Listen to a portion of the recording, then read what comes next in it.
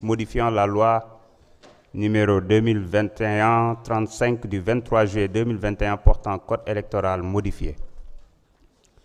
Cette nouvelle lecture intervient sur demande du président de la République par saisine en date du 7 mai 2026 pour, selon les termes de la saisine, lever toute équivoque et garantir la conformité du texte à promulguer à la volonté réellement exprimée par votre auguste institution et conformément aux dispositions de l'article 73 de la Constitution précitée, je soumets le texte de loi à une nouvelle délibération.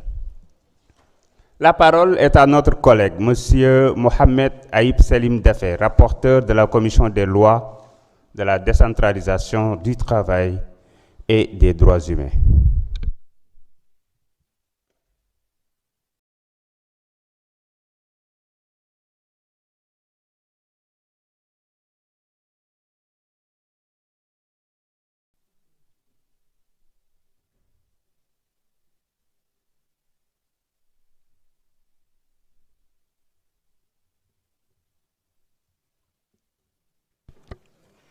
Merci beaucoup, Monsieur le Président, Monsieur le ministre de l'Intérieur et de la Sécurité publique, Madame la secrétaire d'État chargée des relations avec les institutions, chers collègues. La Commission des lois, de la décentralisation du travail et des droits humains s'est réunie le vendredi 8 mai 2026 sous la présidence de Monsieur Ansoumana Sarr, premier vice-président de ladite commission, à l'effet d'examiner en seconde lecture la loi modifiant la loi numéro 2021-35 du 23 juillet 2021 portant code électoral modifié, adoptée selon la procédure d'urgence par l'Assemblée nationale en sa séance du mardi 28 avril 2026.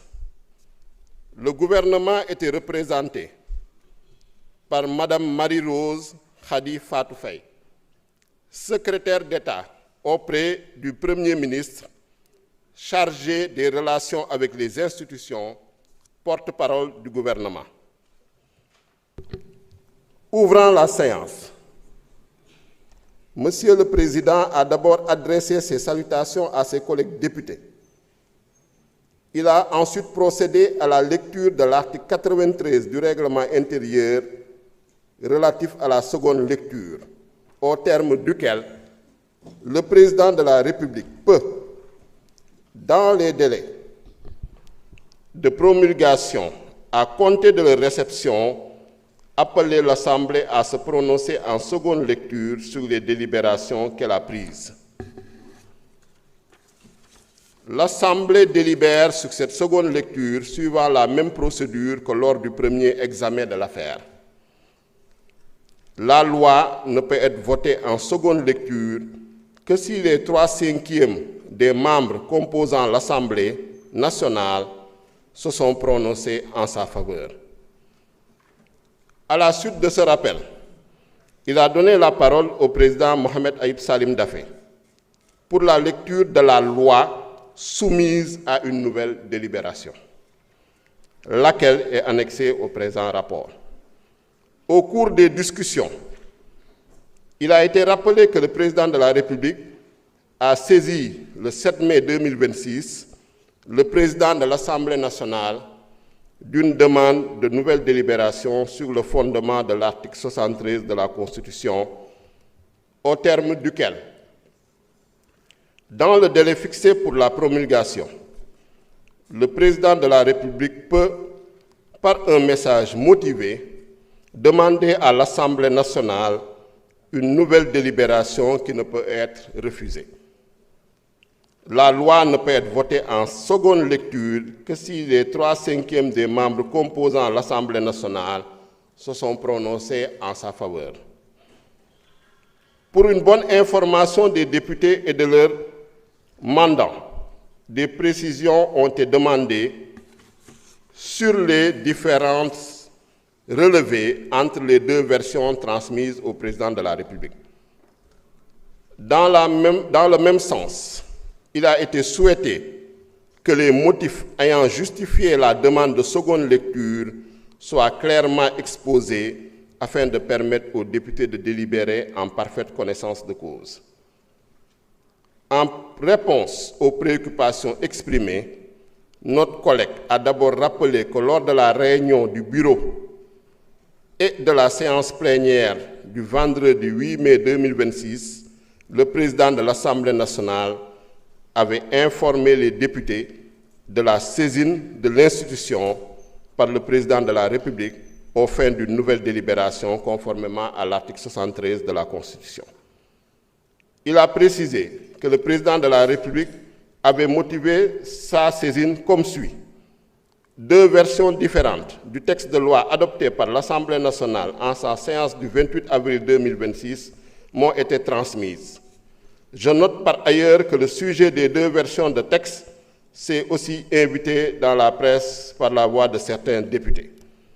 Pour lever toute équivoque et garantir la conformité du texte à promulguer à la volonté réellement exprimée par votre auguste institution, et conformément aux dispositions de l'article 73 de la Constitution précitée, je soumets le texte à une nouvelle délibération. Notre collègue a ensuite rappelé que la proposition de loi numéro 11/2026, modifiant la loi numéro 2021-35 du 23 juillet 2021 portant code électoral modifié, examiné par la Commission des lois, de la décentralisation, du travail et des droits humains, avait fait l'objet de 2 amendements adoptés lors de la séance du 25 avril 2026. Le premier amendement portait sur l'article L29, alinéa 2 du Code électoral. Dans la version initiale de la proposition de loi, l'interdiction d'inscription sur les listes électorales dans les cas visés au point 2 du dit article était fixée à 5 ans à compter de l'expiration de la peine prononcée. L'amendement adopté a retenu comme nouveau point de départ la date à laquelle la condamnation est devenue définitive. Le deuxième amendement, adopté en commission, concernait le dernier alinéa de l'article 1er relatif à l'article L29 du Code électoral.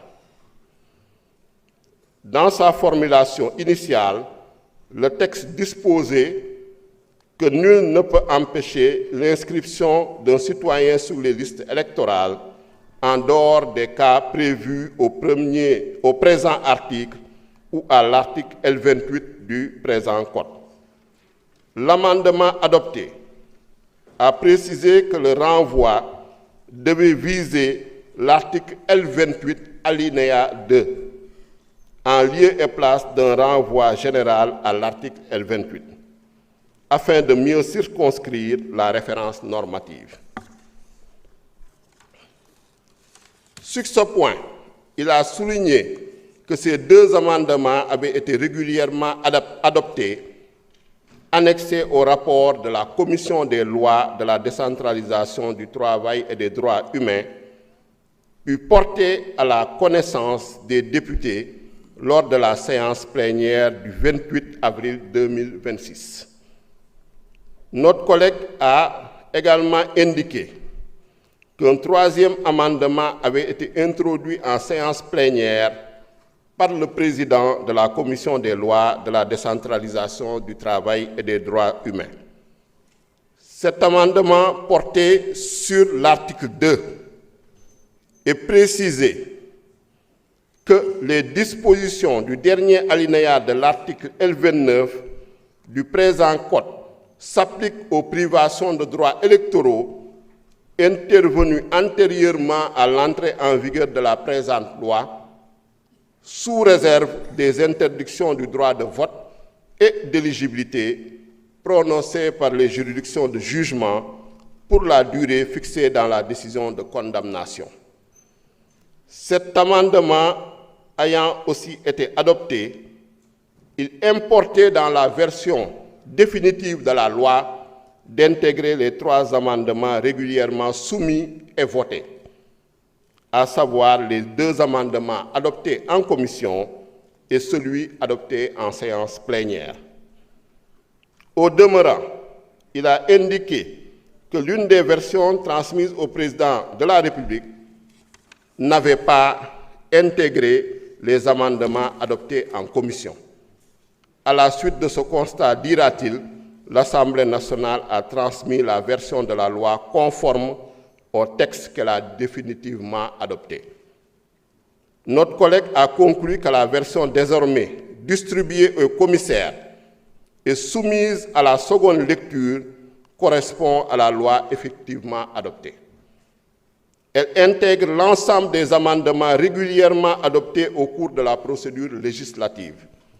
C'est donc ce texte conforme à la volonté exprimée par l'Assemblée nationale qu'il est proposé d'adopter en seconde lecture.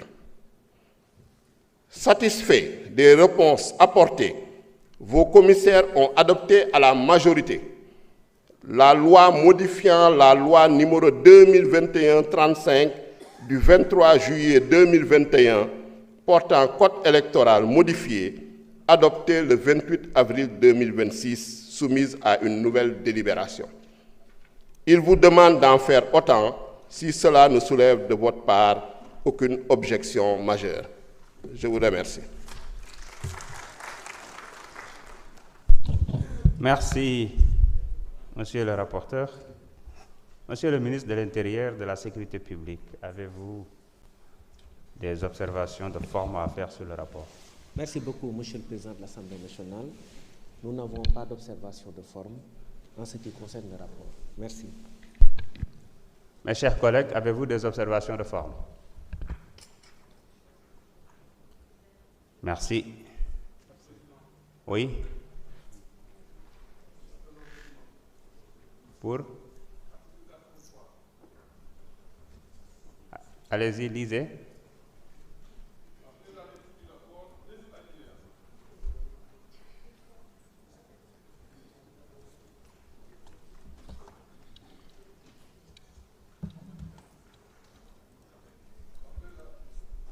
Bon, je peux venir là-bas. Ah, ok. Alors, article 83, alinéa 2. Après la lecture du rapport, un député par groupe parlementaire, un député non inscrit peuvent poser une question préalable tendant à décider qu'il n'y a pas lieu à délibérer. Ils peuvent motiver verbalement leur demande sur laquelle ne peuvent intervenir que le président du rapport et le rapporteur de la commission saisie au fond, le représentant du président de la République ou l'auteur de la proposition de loi. Seul l'auteur de la question préalable peut se prévaloir de la faculté ouverte par l'article 79, alinéa 2 du présent règlement intérieur. Allez-y. Alors, je peux parler à part de là ou je viens là-bas? Je pense que c'est mieux. C'est comme vous le souhaitez. Faël.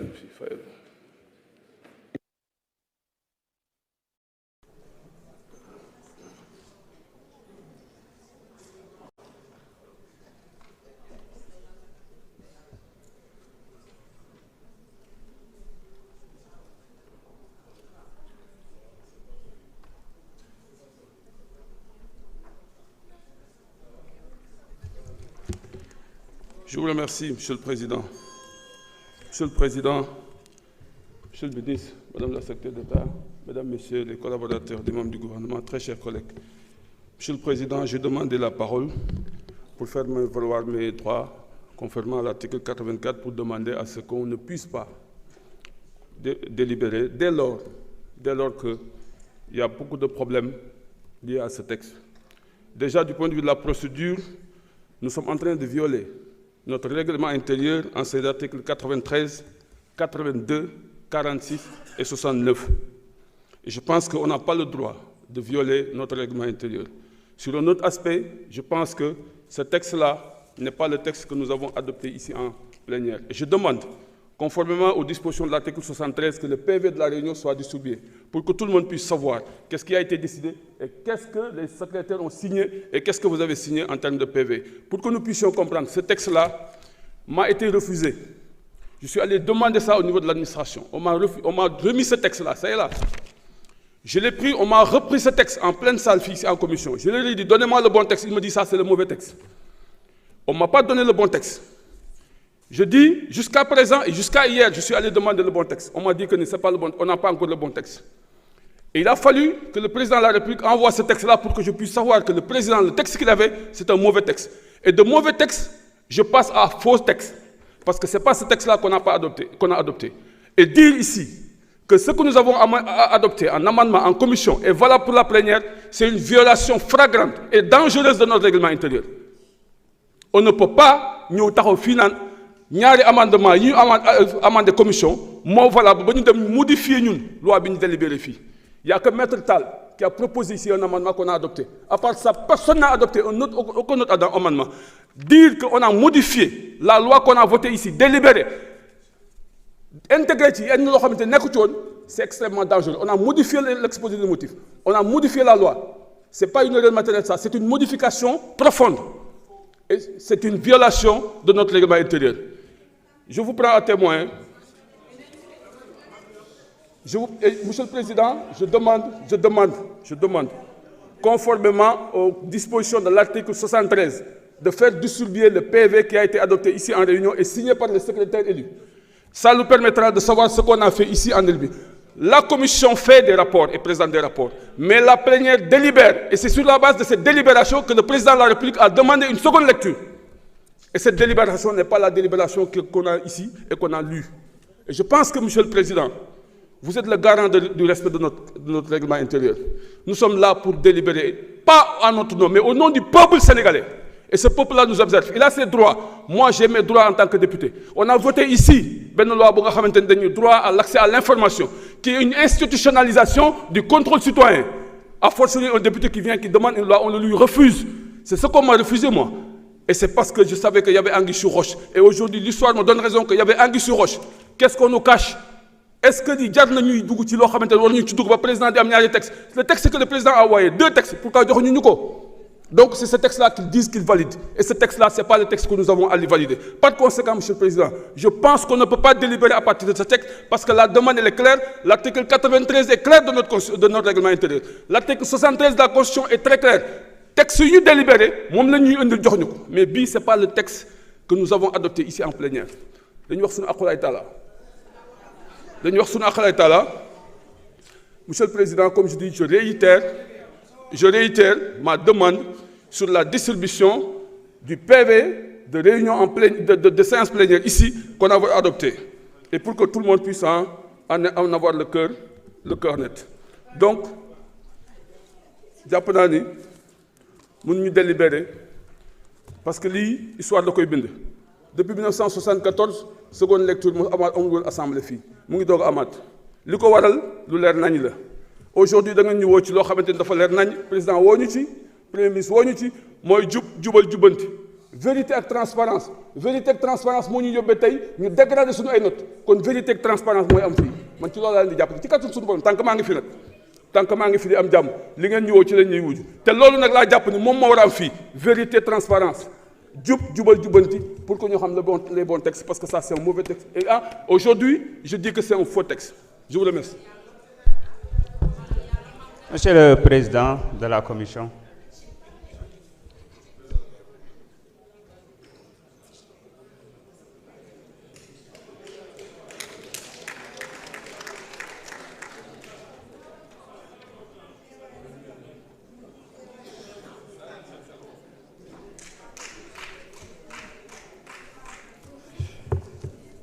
Monsieur le Président, je vous remercie. Monsieur le ministre de l'Intérieur, Madame la Secrétaire d'État, chers collaborateurs des ministres, chers collègues.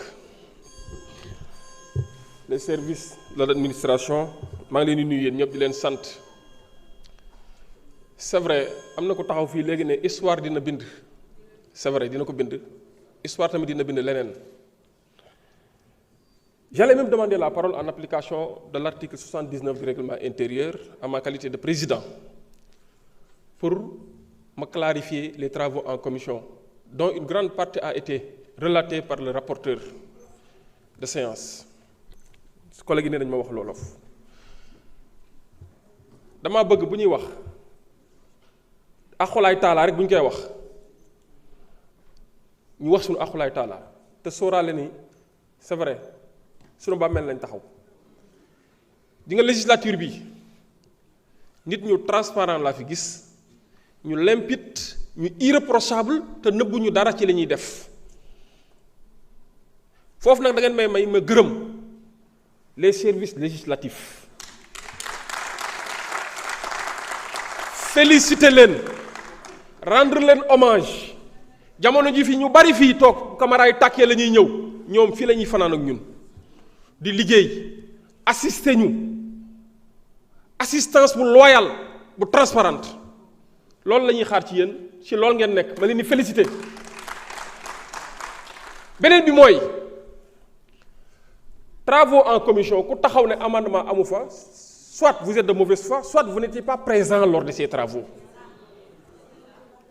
en commission le président du groupe parlementaire auteur du texte co-auteur du texte le présenté 2 amendements d'ailleurs 2 amendements yaa ngi nii signés et distribués en commission et ces 10 amendements ont été adoptés en commission rapport bi nga xamante ni déposé nañ ko fii distribué ko on a parlé dans le dit rapport de ces 2 amendements que vos commissaires ont amendé et adopté à la majorité xanaa bañ koy lire nekkoo fi woon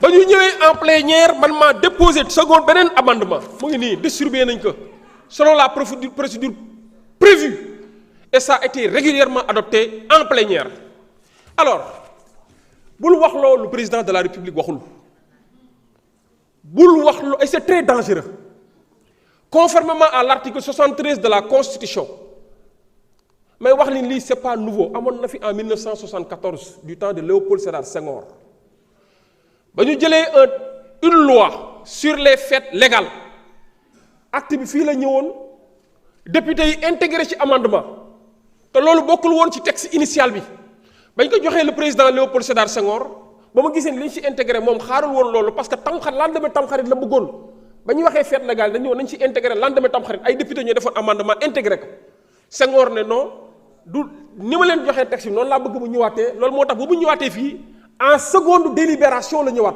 gars yi ci la ñu retiré waat amendement bi effectivement c'est de l'appréciation souveraine des membres de l'Assemblée nationale kon c'est pas nouveau dès l'instant que c'est prévu dans la Constitution donc c'est des cas prévisibles qui peuvent arriver à tout moment et c'est ça le charme de la vitalité de notre démocratie c'est ça le charme du dialogue des institutions loolu moo lay xamal ne institution yaa ngi waxtaan et nous travaillons dans la complémentarité pour élaborer et voter des lois de la République loi yi ñuy voté du loi wu ma Samba du loi wu exécutif du loi wu président de la République du loi wu député yi loi wu République du Sénégal la moo tax loi bi au bas de la page cette loi sera exécutée comme une loi de la République même conseil constitutionnel bu ñu koy jox di ko laaj xalaatam c'est pour la complémentarité mu jox ñu xalaatam pour ñu def loi bu ñoŋ loi bu jàppandal qui va faire son œuvre durant des générations futures ñun loolu lañ gëm te ci loolu lañ nekk.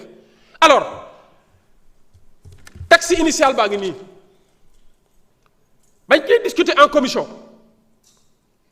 les porteurs ñëwoon nañ waxtaan nañ ci ñun défendre nañ texte bi ba ñu indee ay amendé nañ ko bu fekkee président de la République dafa user de son pouvoir en tant que président la et conformément à l'article 73 de la Constitution ne dama bëgg ngeen def seconde délibération waxul faux texte président de la République waxul faux texte te ma wax la ne président de la République boobu jox ñu seconde délibération avem bi ñu joxoon ñun fii nii ñu partagé ko fii dani ñàkkuma d'accord ci texte bi am naa beneen texte bi ak texte bi ngeen ma jox ak beneen texte bi ma am ñoo bokk les mêmes objectifs ñoo bokk le même but kon loolu mooy d'accord na ci loolu mooy d'accord na ci bu fekkee déggoo tubaab li muy wax loolu mooy d'accord naa ci parce que bu ci d'accord woon day wax ni observation yi may def d'accord ma ci mais dani am naa beneen boo xam moo bii daanaka ñoo yem paquet de réforme la looloo andi ba mu ñu joxee seconde délibération ñu fexe ñu ñëwaat pour valider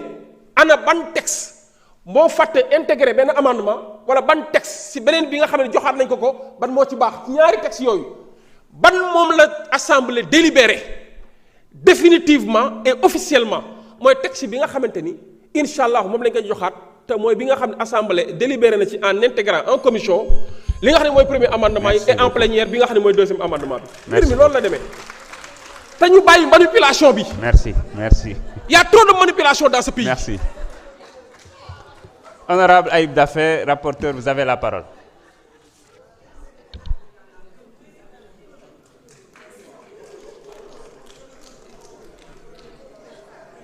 Voilà, merci. Merci beaucoup, Monsieur le Président. Je pense que cette question préalable n'en est pas une,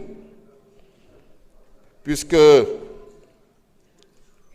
notre collègue qui s'est présenté à la tribune tout à l'heure pour la poser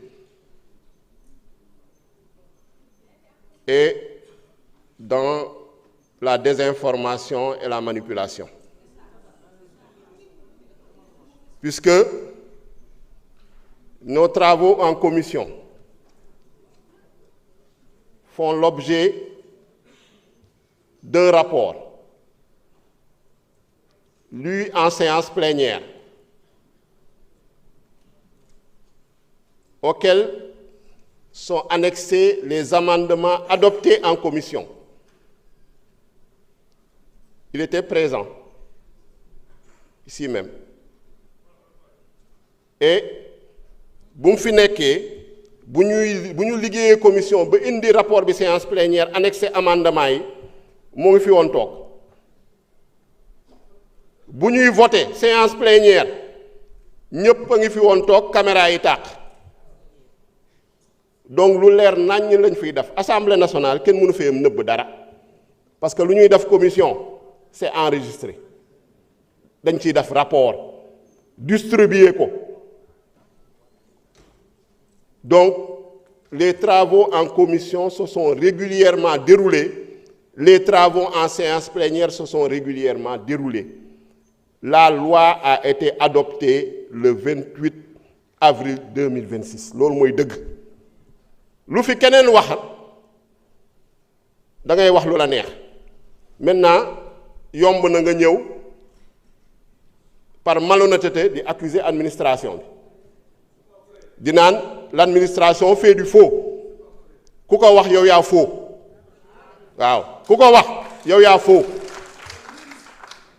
ku ne administration assemblée nationale fait du faux yow yaa faux donc nañu xool bu baax lu ñuy wax balaa ñuy naan sama àqulaay taalaa wala di waat te gëmoo dara su ngay wax am na loo xam ne c'est de la tartufferie noonu laa ko mën a tuddee parce que lu leer nañ kenn du ko jeex. Monsieur le Président yaakaar naa ni loi ba nga xam ne moom nañ fi adopté mu jaar procédure législative jaar commission jaar séance plénière amendement ya ñu distribuer ko commission loi ba ñu distribuer ko commission ñu adopté ko en commission ñëw distribuer waat loi bi en séance plénière adopté ko en séance plénière ak amendement yu si yokk loi boobu kenn mënu kaa falsifier ku ko wax nag yow yaa foo ñu bàyyi lak sa conscience waaw tu peux faire du mercenariat su la neexee parlementaire chacun en a le droit être en service commandé chacun en a le droit waaw mais am na loo xam ne moom kenn mënu kaa falsifier kenn mënu kaa manipuler kenn mënu kaa désinformer parce que ñëpp la fi fekk et je pense que ñun ñëpp war nañu bàyyi xel l'article 114 de notre règlement intérieur qui dit que l'élu du peuple a des obligations de rigueur morale, d'intégrité, de droiture et de dignité qui doivent se refléter dans son comportement de la vie de tous les jours. loolu ñëpp war nañ ko bàyyi xel parce que obligation la. C'est facile de jeter en pâture aujourd'hui l'administration de l'Assemblée nationale pour se donner en spectacle, pour des raisons politiciennes. Donc, Président, question préalable, ça doit être rejeté. Nous continuons les travaux. Je vous remercie. Merci beaucoup. Sëñ bi teel Monsieur le ministre, Voulez-vous intervenir? Monsieur le Président, nous n'avons pas d'observation. Merci. Merci beaucoup.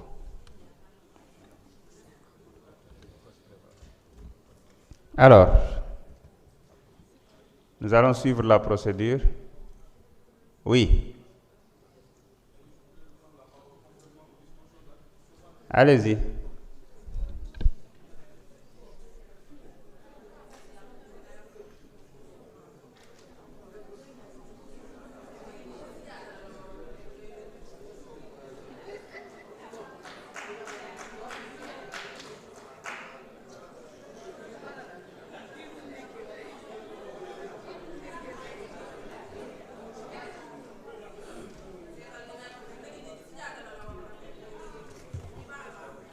Monsieur le Président, Monsieur le Ministre, Mesdames, Messieurs, très chers collègues. Monsieur le Président, man li ma fi dégg léegi nii je pense que bi ma ñëwee assemblée ba léegi amul lu gën a garaaw lu mel ni li ma dégg fii. J'ai été en réunion de commission présent du début à la fin et ku waxal yàlla wax na ni fii ni wax naa ne adopté nañ 2 amendements en commission mais fii en plénière fi ñuy délibéré. Amendement yooyu kenn présenté wu ko fi kenn voté wu ko fi kenn adopté wu te ku ko wax waxoo dëgg nañu publier PV yi et j'insiste monsieur le président au nom de mes droits on publie les PV de la réunion pour qu'on puisse savoir c'est-à-dire que dama dund man maa dund j'ai tous les documents amendement bi mu ngi nii l'autre amendement de métal mu ngi nii j'ai tous les amendements mais cette loi là man dafa am loo xam ne mu ko dund en direct man Tafsir j'accuse pas l'administration ñii suma ak kii suma rakk la kii suma xarit la s'il vous plaît s'il vous plaît s'il vous plaît s'il vous plaît s'il vous plaît s'il vous plaît monsieur le président dama demandé dossier bii parce que dama waroon def recours ma dem service législatif demandé ko joxuñu ma ko ma dem ci secrétaire général bu assemblée nationale ma demandé ko ñu jox ma document bii tey moom ngeen yor nii ma dem toog salle commission de Joséphine di liggéey ci document bi ñu woo ma ni ma dañuy soxla document bi parce que baaxul billahi wallahi tallahi mu ngi ñu toog le directeur est là le secrétaire général est là ñu ni ma document bi baaxul jox ñu ko man leen andi leen ma bu baax bi joxuñu ma bu baax bi man leen samay xarit ngeen wóolu naa leen mais dinaa ñëw jël si ko dama am témoin Cheikh Ahmed Tidiane yu mu ngi ne toog moom laa àndal. S'il vous plaît, non, moom laa àndal mu ngi témoin je prends encore en témoin les autres éléments du service législatif ma ñëwaat demandé waat le dossier ñu jox leen ma ko joxuñu ma ko tey ñu ni ma am na ñaari dossiers yoo xam mu ngi circulé tey document boobu ñu ma waxoon ni dafa faux ba jël ma ko ñu delloowaat ma ko ni moom moo baax man nangu ko man xanaa man góoma yàlla man xanaa góoma li may wax ñu ngi nii toog ils sont là donc par conséquent ñëw fii di taxaw fii di wax naan les 2 amendements ont été adoptés ici c'est du faux. Et c'est ça qui est du faux. Ay yow toi tu me connais très bien maa la yar ci politique depuis bi nga nekkee xale dama ni s'il vous plaît je retire bu la neexee s'il vous plaît s'il vous plaît s'il vous plaît s'il vous plaît monsieur le président laissez-moi continuer. S'il vous plaît, s'il vous plaît, s'il vous plaît, s'il vous plaît.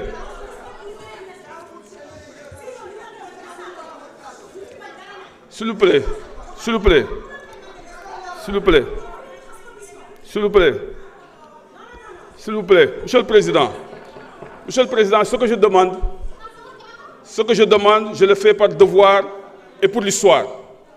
L'Assemblée nationale man Tafsir Thioye maa dem demander texte ñu ni ma c'est un mauvais texte boobu tey bu ñu ma ko indilaatee ni ma mooy le bon texte je suis pas d'accord et je le dénoncerai parce qu'on m'a refusé mes droits de parlementaire ba léegi au ma texte officiel bi il a fallu que le président de la République demande la seconde lecture pour ma am le bon texte et le bon texte était le mauvais texte. Le bon texte d'aujourd'hui était le mauvais texte d'hier et le mauvais texte d'hier ne peut pas être le bon texte aujourd'hui c'est par conséquent. moo tax ma demander à ce que monsieur le président lii c'est une exigence parce que c'est les règlements intérieurs moo ko wax nañ ko publier les PV de la réunion ku ne xam lan lañ voté c'est ça la vérité vous êtes là comme vous refusez mais PV boobu day wax bi ñu ñuy signé les secrétaires dañoo signé ni PV baa ngi nii PV boobu waxul ni amandé nañu kii présenté wul benn amendement fii maître Tall moo fi présenté amendement boobu la ñu adopté te loolu moo valable. S'il vous plaît ku xamul da ngay laajte fii la ñuy délibéré s'il vous plaît s'il vous plaît s'il vous plaît moi je parle aux Sénégalais s'il vous plaît s'il vous plaît s'il vous plaît s'il vous plaît s'il vous plaît s'il vous plaît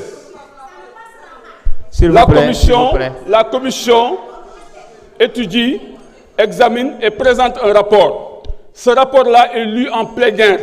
On l'amende, on le modifie. Su fekkee dañ ko bëgg a modifier sur le plan de la forme, sur le plan du fond ñu discuter ko. Bu ñu demee ba jeexal texte de loi bi balaa ñu ko adopté, les amendements qui avaient été adoptés en commission reviennent en plénière pour que ñi fa nekkul woon mën ko voter.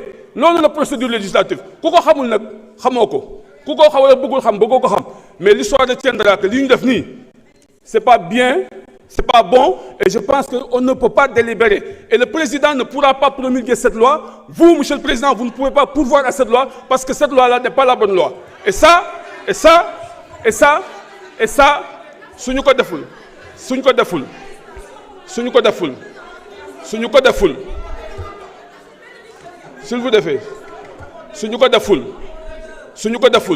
si ce texte-là passe, le président de la République ne pourra pas le promulguer. Si ce texte-là passe, monsieur le président, vous ne pouvez pas le pourvoir et je vous remercie.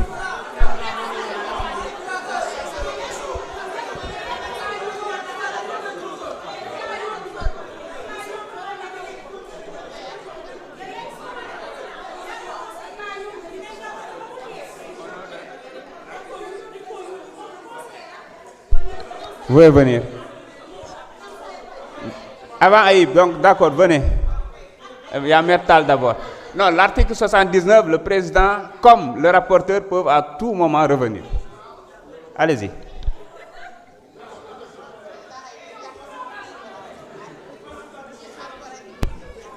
Monsieur le Président. S'il vous plaît, Monsieur le Président, je veux attirer sa attention.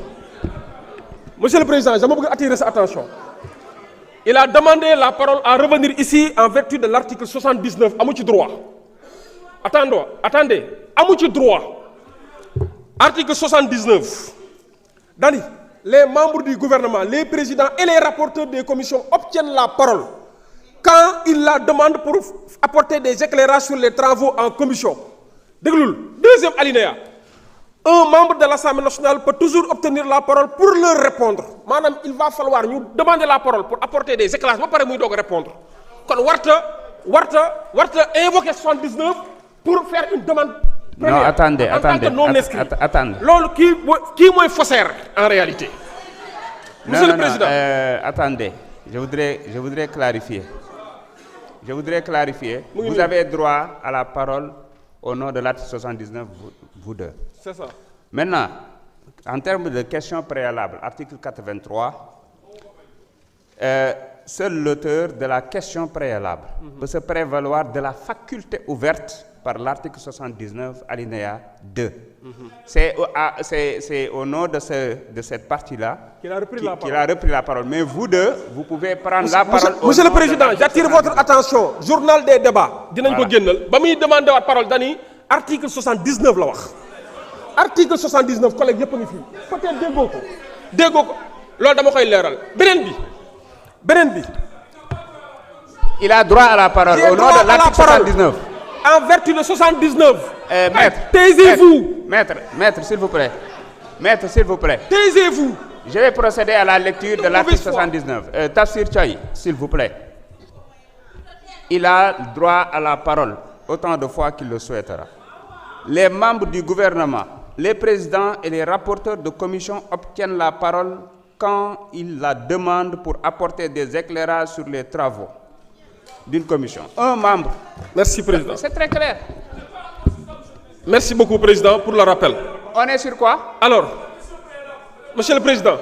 Mais ça porte sur les travaux en commission, sur le rapport. Il faut arrêter. Monsieur le Président, il faut le rappeler à l'ordre. Il ne peut pas être là à être notre trouble fait depuis le début. Il est en train de rendre l'atmosphère toxique. et vous n'en avez pas le droit. Nit kese nga wàccal voilà beneen bi mooy xam nga bu leen tomber dans le piège. Article 89 du règlement intérieur ma wax la procédure législative xam nga fii mën nga fay def fukki mandat ak juróom mais boo ñëwee fii mën ngaa réer quand vous êtes de mauvaise foi. dama ne article 89 parlant des amendements, les contre-projets et les amendements sont déposés par écrit. Premier tiré, s'ils interviennent avant les discussions en commission, ils sont communiqués à la commission compétente, si possible imprimés et distribués. Amendement pour intervenir en commission, nous imprimer que distribuer que nous suivre même la procédure prévue à l'article 90 sur les discussions. L'auteur de l'amendement, opinion contraire, le président et le rapporteur de la commission. Nous ko suivre en commission ba adopté ko loolu moo tax bu dee adopté nañ ko du ñëwaat fii en plénière du ko fi adopté déglul beneen tiré bi moo ko wax mu ni s'ils interviennent en séance plénière, donc si c'est en commission ou si c'est en plénière, un amendement intervenu en commission ne revient pas ici si c'est adopté. Un amendement qui est intervenu pour la première fois en plénière, xanaa ko da ngaa bëgg day delluwaat commission, il faut ngeen lire texte yi bàyyi leen li ngeen def ci lire dee leen lire texte yi ça a été adopté du ñëwaat fii man dama jàpp ni li ngeen di def nii yéen a ko tey li ngeen di def nii yéen a ko tey mais président bëgguma à chaque fois wax naa ko fii s'il vous plaît wax naa ko fii nee naa leen pour gagner du temps wala essayer de faire du tape à l'œil ou du trompe-l'œil dañuy abuser de l'utilisation de l'article 83 question préalable et question préjudicielle dañ ciy abuser dañ ciy détourner c'est un usage abusif intempestif et détourné de l'article 83 pour ñëw fii rek pour se faire de la publicité da ngaa war a fay droit de publicité merci beaucoup. Merci. Ayib, honorable Ayib. Il va parler.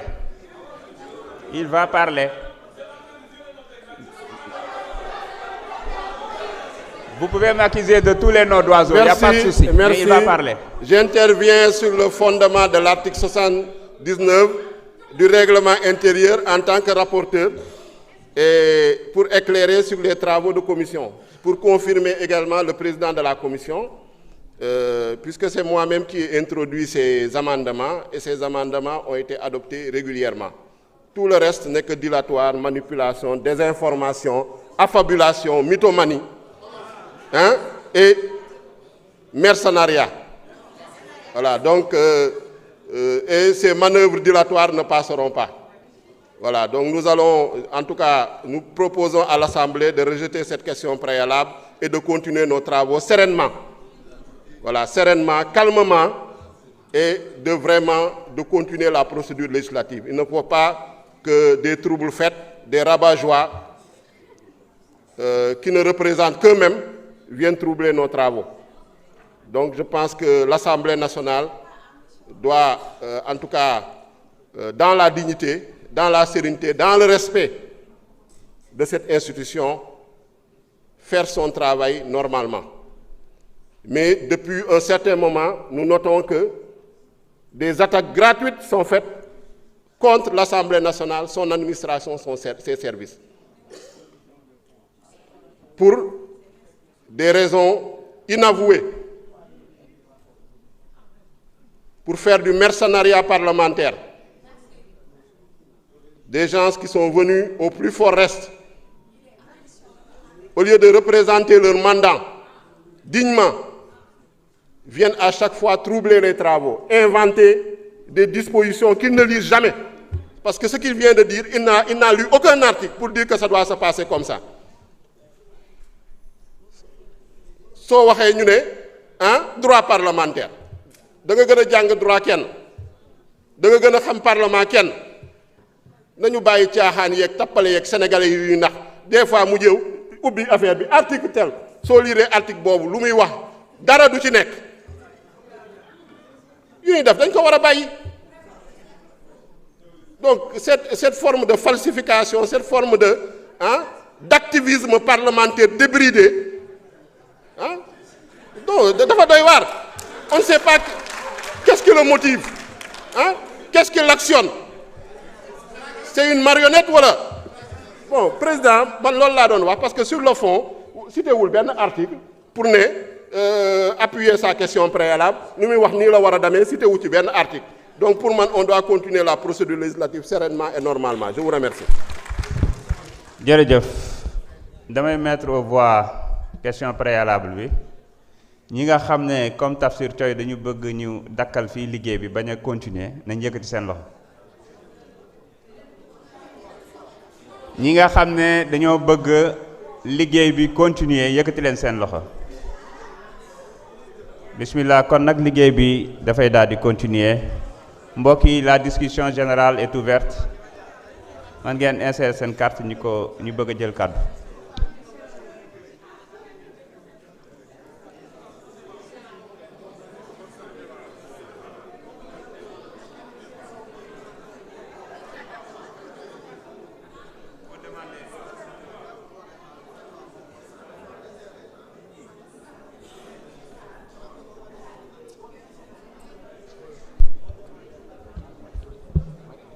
C'est bon pour tout le monde? Il faut demander via le système. Ah, vous n'avez pas de carte? C'est bon pour tout le monde? La liste est close.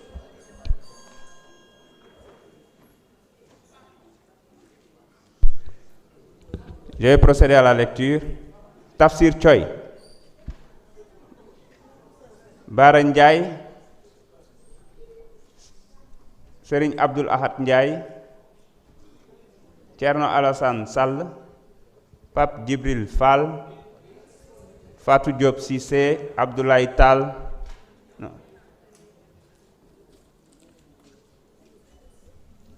Aïb Dafé, Abdoulaye Tall. Oui. C'est bon. Ils vont parler en dernier. Tafsir Thioye, vous avez la parole.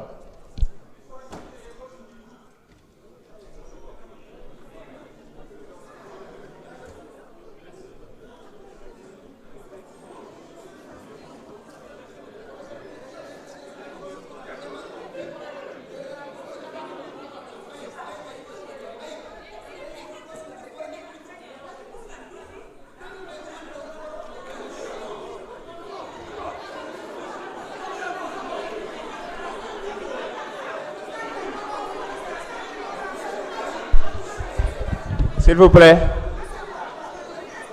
S'il vous plaît. Mes chers collègues.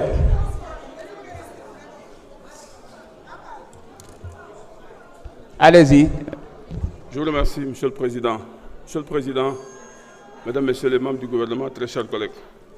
Je voudrais juste faire constater que, Monsieur le Président de l'Assemblée nationale, vous avez violé notre règlement intérieur et l'histoire devra retenir cela. Ça, je tenais à le dire. La deuxième chose, ce texte-là que nous sommes en train d'étudier, d'examiner, je le dis et je le redis, ce n'est pas le texte que nous avons délibéré ici, nous avons adopté. Et cette délibération-là, c'est cette délibération-là qui est partie chez le président de la République. Et d'après le président de l'Assemblée, il nous a dit que c'était une erreur matérielle. Une erreur matérielle, c'est une voyelle ou bien un mot qu'on a oublié de mettre. C'est ça l'erreur matérielle.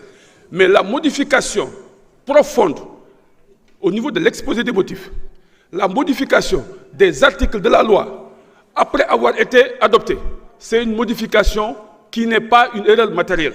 Et ça, le président Aïb Dafé l'a dit hier en commission. Donc, par conséquent, modifier une loi votée à l'Assemblée nationale, c'est dangereux.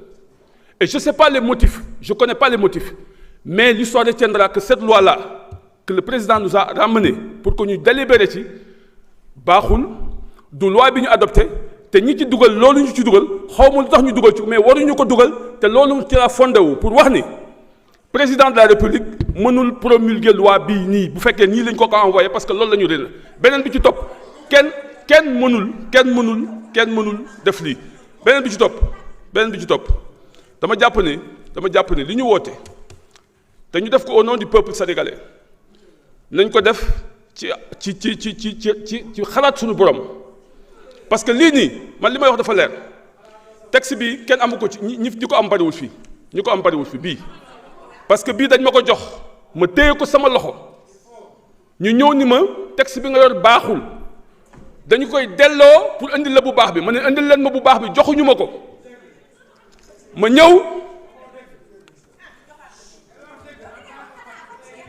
ma ñëw laajaat texte bi ba démb maa ngi koy laaj joxuñu ma ko ba démb damay wax sénégalais yi pour ñu dégg rek ba démb maa ngi koy laaj joxuñu ma ko dès l'instant que joxuñu ma ko ba président de la république yónneewaat ñu ko dama jàpp ne ñun loi bii ñu nga xamante ne moom la ñu examiner du loi bi ñu baax te kenn mënu ko adopter. Je vous remercie. Merci beaucoup. Bara Ndiaye, vous avez la parole.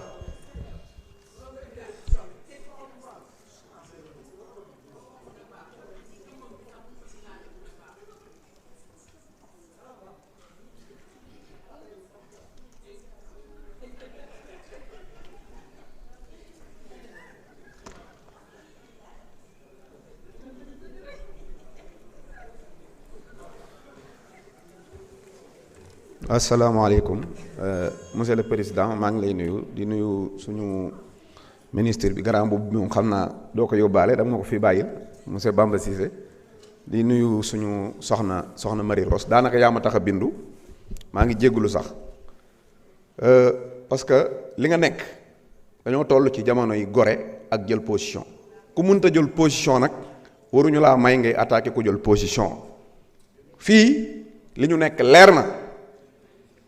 ku bëgg a def leneen defal mais ku bëgg a ànd ak gor ñi àndal ak gor ñi mais duñ may kenn nag muy attaqué nit li nga def yow ministre yu député yi nga ñun ñëpp ànd nañ ci ta tàccu leen ko leneen lu fi waay wax nag yaa ko wax li nga def neex na patriote yépp waaw ku la attaqué nag attaqué wu la ñun la attaqué dégg nga xuloo bi moom dañ ko jënd ba mu saf sap waaw li ma tax a wax tamit beneen affaire la mooy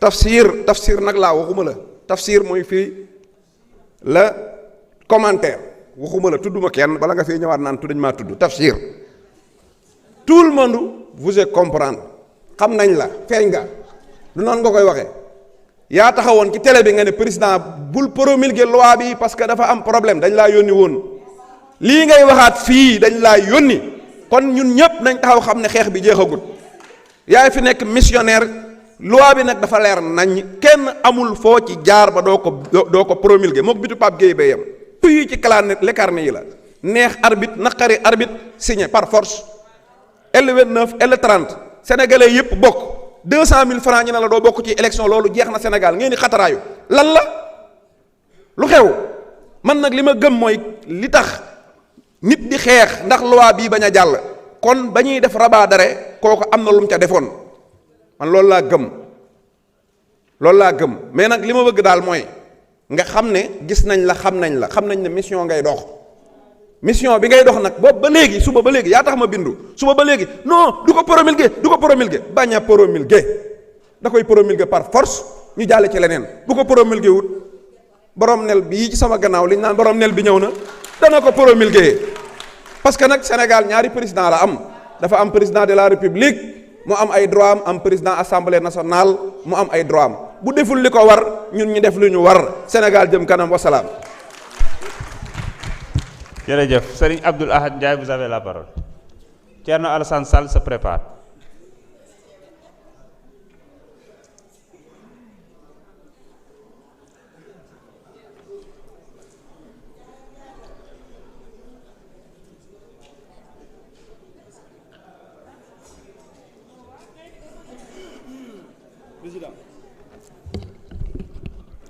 asalaamaaleykum wa rahmatulah auzu billaahi mina sheytaani rajiim bismillaahi rahmaani rahiim président maa ngi lay nuyu di la jox sa wàccuwaay di nuyu ki nga xam ne mooy monsieur le ministre Cheikh Bamba Marie Rose sama jigéen maa ngi lay nuyu yaakaar naa jaxase ñu du yomb parce que da nga ñëw France dañu bokk France nekk ci fukki personnes yi nga xam ne ñoo jiite Pastef France nga ñëw fekk moom kab jaxasoo nga teg ko ci raay bi ñibbi si Sénégal ma xam la bu baax nga xam bu baax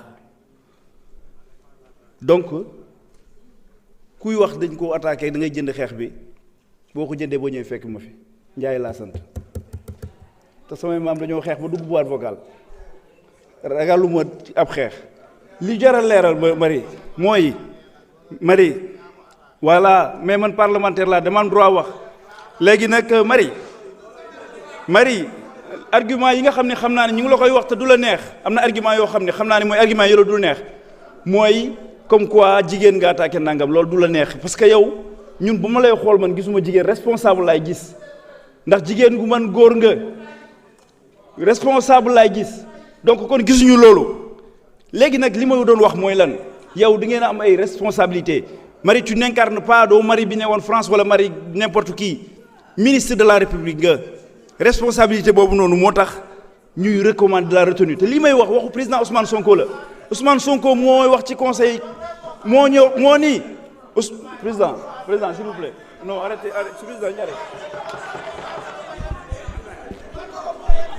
Thomas nañ ko bàyyi mu yeggali rek après ñeneen ñëw jël parole nañ ko bàyyi mu yeggali liggéey bi gaaw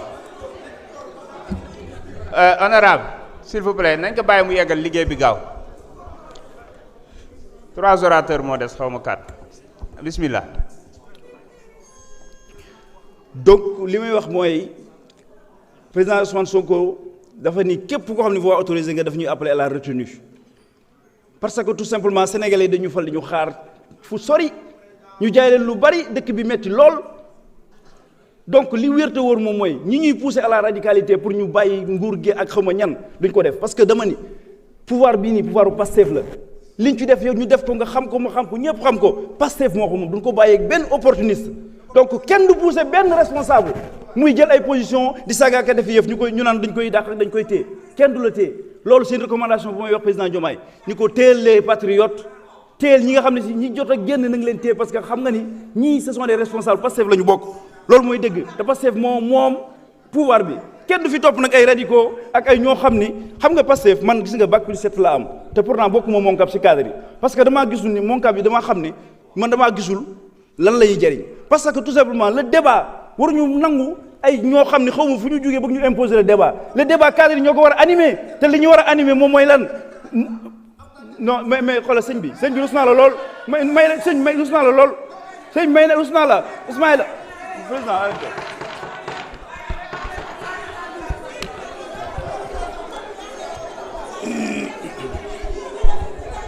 S'il vous plaît Ismaïla s'il vous plaît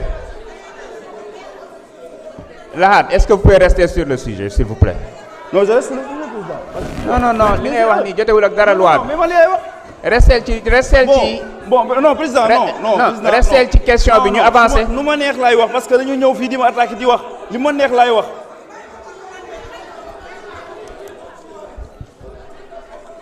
allez-y.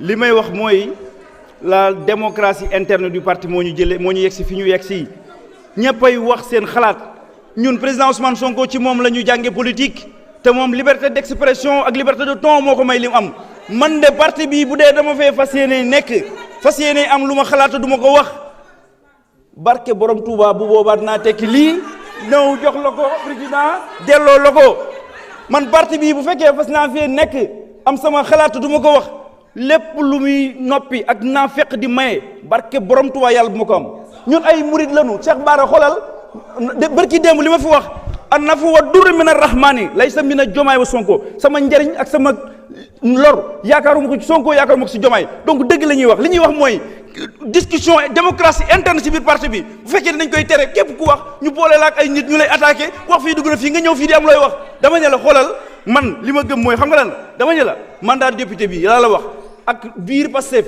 li ma ci lu fay xam-xam di maye moom lay sàkku waaye wax ju bon ak xaste ak xas ku la gën man du ma ko def loolu ngeen bëgg mais pourquoi ñu bëgg a wax ni cadre yi ñëpp dañoo war a jël position kenn ku nekk da ngaa war a taxaw kenn ku nekk da ngaa war a jël position am looy wax non defuñu ko Marie vous êtes des responsables nguur gi bu leen ko saraxee parce que ñun ñoo ko gagné ñoo ko xeex Diomaye moomu ko encore moins les opportunistes kenn moomu ko ñun ñoo ko moom la Pastef donc dañuy toog gouverner ko te 2029 du demain du après demain c'est dans 3 ans donc dañuy toog xeex ko la ma waxoon nag moom lay wax ndaw ñu di la ko fàttali ndax waxoon naa ko fi keroog nee naa leen man suñ bay jaxate dañu woon mbooleem lu dee fi jug di wut yaroo ko gën koo rafet moo jara dox junni bi addi wut sëriñ bu la ko jox nee na la ku yaruwul matula xam ku yaruwul matula am matula xam ku yaruwul matula xam turam wa sax ab yar la day fi gën a nit ab yar la dee fi su dee nit nda di alal ak rëy yax Cheikh Bara dama ne la nee na la ku jëloon junni it jox la ko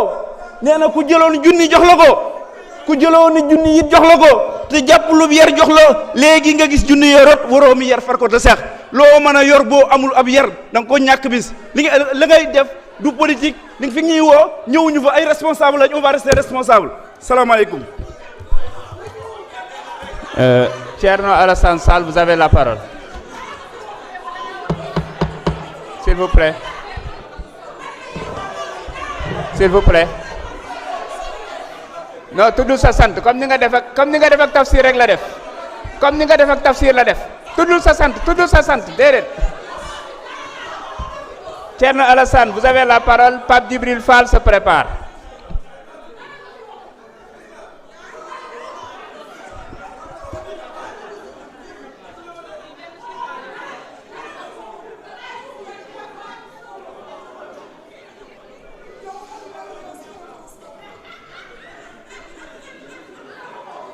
S'il vous plaît, nous terminons liggéey bi. Thierno Alassane Sall, vous avez la parole. Pape Djibril Fall se prépare. S'il vous plaît. On ne peut pas démarrer. Non, on ne peut pas démarrer s'ils ne sont pas calmes. Monsieur le Président, Monsieur le Ministre, Madame la Secrétaire d'État, chers collègues, j'avais envie de dire tout ça pour ça. Tout ça pour ça. Les Sénégalais ont voté jox leen 54%, may leen majorité. Afrique di seetaan yaakaar ni dina am lu soppeeku yaakaar ni qu'à l'heure actuelle on débattrait de projets, on débattrait de vision pour le Sénégal. Mais depuis 1 an, on espérait, la jeunesse espérait que enfin le Sénégal va émerger. L'Afrique vous regardait, le monde entier vous regardait et espérait que le Sénégal donne leur exemple. Mais tey jii nii mois de juillet 2025 campagne électorale tàmbali. Le Premier ministre a démarré, commencé à tirer sur le président riposte et aujourd'hui c'est pas étonnant que l'Assemblée nationale du Sénégal, vous criez contre moi, mais le peuple entier vous regarde et crie contre vous. Le peuple entier vous regarde. Gis ngeen borom puus-puus yi ngeen di romb bu ngeen ñibbee jaaykatu koko yi étudiants yu sonn yi ñu ngi seetaan xam ne du lii la ñu doon xaar ci Assemblée nationale du Sénégal. Xuloo xiiroo ŋaayoo saaga terroriser les gens pour les empêcher de parler, c'est ça. Campagne électorale permanente entre un président et un premier ministre durant tout le mandat. Tey jii le président de la République sera à Mbour, non pas pour parler à la jeunesse de Mbour, non pas pour parler aux pêcheurs de Mbour, non pas pour dire comment ils ont tenu leur promesse que les licences de pêche vont permettre de ramener le poisson dans le panier du Sénégalais. xam ngeen ni yaboy ñaata lay jar 600 francs. Thiès dañ fay jaay daggitu yaboy 300 francs. Sénégal boobu la ñu toll au lieu ngeen faale sénégalais yooyu ngeen jàkkaarloog sénégalais yi rusu leen di saaga di xuróog di xaxar. am na koo xam ne bis bu ma rombee mu saaga ma mu ngi ni toog saa yu ma rombee mu saaga ma loolu jaaxaluma parce que c'est le contraire qui lui était étonnant. bu Pastef nekkoon au pouvoir. Le Sénégal n'est pas le pays au monde où on insulte le plus, où l'Assemblée nationale du Sénégal donne cet exemple-là, ça m'aurait étonné. Prouvez-nous le contraire en vous taisant. Prouvez-moi le contraire en vous comportant convenablement. Mounoulenko. La République est en train malheureusement de se casser et vous aurez une lourde responsabilité. Ëllëg bu ñuy natt histoire du Sénégal dinañu fàttaliku les moments tristes que nous sommes en train de vivre. Fii ñu toll nii ci tey jii nii mu mel ni ASC xandaalu mooy def assemblée générale am que c'est pas des députés qui ont le punch de la République, qui ont la dignité que la République leur confère ñoo nekk di waxtaan mais mel ni que lamb bu tas ngeen toog fii bañ a may sénégalais yi ñu wax seen xalaat ci loi bi.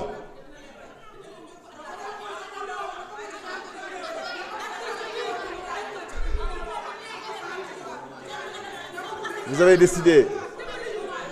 décidé de ne pas écouter. Même celui qui précède, qui est de votre parti, vous voulez le réduire au silence.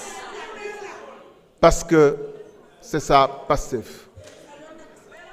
Compatriotes d'Afrique, patriotes d'Afrique, c'est ça le Sénégal que vous aviez espéré qui va donner l'exemple à l'Afrique. Vous avez tous applaudi fièrement quand il y a eu une alternance. 54% au premier tour, une majorité absolue. Mais malheureusement, on a en face de nous deux responsables de l'exécutif qui, dès les premiers instants de leur prise du pouvoir, dès le 25 juillet 2025, le Premier ministre commençait à tirer les premières salves d'un mandat sous une campagne électorale. Vous avez un président de la République qui a le courage de dissoudre l'Assemblée nationale. Il l'a fait une fois. Il va peut-être le faire une deuxième fois, mais qui n'a pas le courage de prendre ses responsabilités face au Premier ministre et de le démettre. Et cette République-là, on espérait qu'il donnerait l'exemple à l'Afrique, qu'il montrait ce que l'Afrique peut faire. Après avoir vu l'ennemi partout, la France, les États-Unis partout, aujourd'hui l'ennemi est à l'intérieur. L'ennemi, ils sont dans le complot permanent. Quand ils n'ont pas d'ennemis, ils en inventent. Et quand ils n'en trouvent pas, ils en trouvent dans leur propre rang. Chez leur propre député, chez leur propre président de la République, chez leur propre Premier ministre. Vous êtes incapable, vous serez incapable de régler aucun problème au Sénégal. Vous plongerez le Sénégal dans le chaos. C'est ça qui nous attend. Ressaisissez-vous avant qu'il ne soit trop tard. Que les gens qui ont encore un peu de cervelle parmi vous disent aux autres qu'il faut s'arrêter avant qu'il soit trop tard. Qu'on ne peut pas s'amuser avec cette République. Qu'on ne vous donne pas mandat de casser cette République. Parce que simplement vous êtes 130. Vous n'avez pas le droit de vous comporter ainsi et de donner un mauvais exemple du Sénégal. Mais ressaisissez-vous, bon Dieu.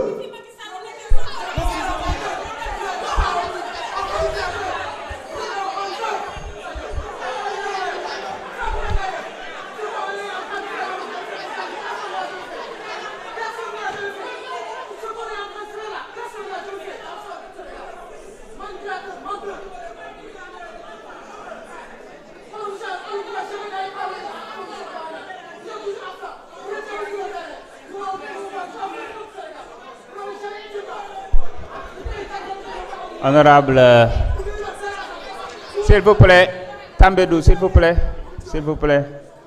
Papa Djibril Fall, vous avez la parole. Fatou Diop Cissé se prépare.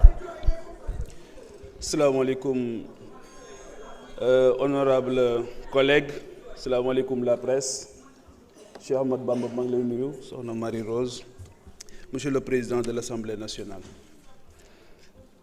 La politique est une chose extrêmement sérieuse. L'Assemblée nationale, ce n'est pas une cour de récréation. boo gisee ñun ñëpp li tax ñu dugg politique bokk na ci li ñu doon toog di ko xool ci assemblée bi mu naqari ñu trop ñu jàpp ne on est capable de faire mieux. Assemblée nationale fi muy tàmbalee.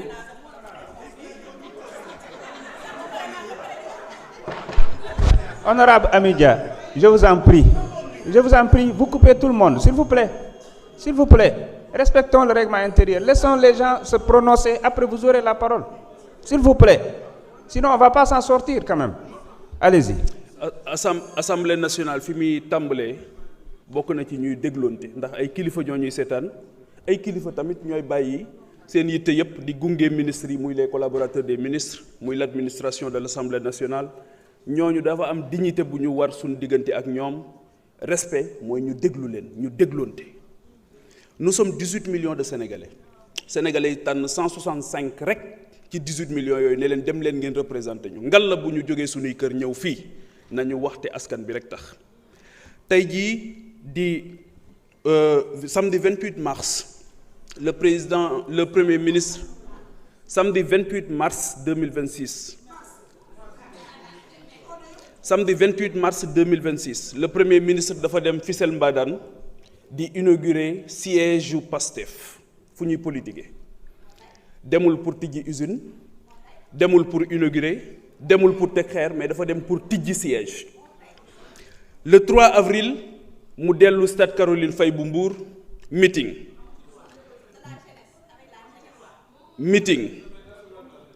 jóge ci le 9 mai tey président de la République ma ngay dellu meeting Mbour. Département de Mbour nag man foofu laa jógee du vivier électoral boo xamante ni saa bu ngeen ñëwee jàpp nit ñi jàpp jeunesse bi def leen ay bétail électoral jëfandikoo leen du loolu ngeen waxante woon ak sénégalais yi et je pense que ne jot na ngeen def conscience ngeen am prise de conscience ci responsabilité bi nga xamante ni moom la leen sénégalais yi teg les sénégalais sont extrêmement fatigués ngor gi ma dégg ngeen di tudd ngor googu askanu Sénégal rek ngeen ko war a jaay ndax ñoo leen léppal te ñaari at len na lu leen ki la léppal nag ki bàyyi lépp ngir yow war ngaa dese tuuti pour sagal ko et aujourd'hui sagal leen mooy ngeen liggéey pour ñoom mettez-vous au service du peuple sénégalais beneen bi mooy nous sommes à 90 jours du Magal de Touba boo demee tey jii le périmètre bi wër jumaa ji li ko soriwul tuuti rek tali yi baaxul assainissement bi dara amu fa li ngeen diggee woon daaw dara deful leen ko fa xaalis bi ñu waxoon ne ñoo ngi ko fay dugal ba tey ñoo ngi wër xaalis bi fan la dugg ngeen nekk fi di xuloo ñoom ñoo ngi leen di seetaan ñoo ngi leen di déglu leneen li nga xamante ni am na solo te ma bëggoon ko wax mooy que ne yàkkamti ak gaawtu doom ji ñuy jur rëccu lay tudd te tey rëccu ngeen ci loi bi nga xamante ni procédure d'urgence bi ngeen ko jaarale kenn xamul ba tey lan moo ko waral élection ak kii falu suñu borom pare na ci ànd leen ak dal li ma leen wax keroog occupez-vous des Sénégalais et les Sénégalais se chargeront de 2029 bu ngeen gisee li xew en mars 2024 ngeen xam ne nguur suñu borom moom moo koy joxe pexe yii ngeen di def taxul kenn jot ci nguur et je vous le dis en tant que sénégalais seen mbokk doomu aadama mooy wax ak yéen ànd leen ak dal le Pastef Sénégal dafa sonn pour ñu arriver au pouvoir plus de 80 morts ñoo am ci réew mi ñaata nangami doomu Sénégal yoo xamante ni tëjoon nañ leen ci kaso yi ñu ci ëpp ci ñoom tey ñoo ngi réccu ñi ci ñàkk seeni borom kër wala seeni doom tey ñoo ngi réccu parce que xamuñu nan ngeen def ba nëbbatu lijjanti seen loi d'amnistie bàyyi leen ñoom ñu nekk ci seen i jafe-jafe tey faju ji sax mënuñu ko def loolu nag ñun dootuñu seetaan muy am Sénégal jël nguur dootuñu nangu kenn di fi faatu ndax ba tey xamuñu ku rey xamuñu kan moo rey xamuñu ku doon rey xamuñu lu ñu def ba rey donc responsabilité bi leen Cheikh Abdou Lahad mi di woo ngeen di bañ responsabilité boobu la leen réew mi yépp di woo prenez de la hauteur soyez à la hauteur de la dignité de vos différentes fonctions que ça soit la primature que ça soit la présidence que ça soit le représentant du peuple vous n'êtes pas là par procuration c'est-à-dire que kenn amu leen un mandat impératif bu leen jàpp ne ki dox seen digganteeg ngeen am c'est vrai que comme ni ma ko waxee keroog xale yi wutal nañ leen liggéey te amuñu liggéey mais encore une fois sachez que vous êtes là pour le compte du peuple sénégalais et la moindre des choses c'est de représenter dignement ce peuple et surtout de grâce maa ngi leen di ñaan dara bu kenn di wax déglu leen ko. Merci beaucoup. Madame Fatou Diop Cissé, vous avez la parole.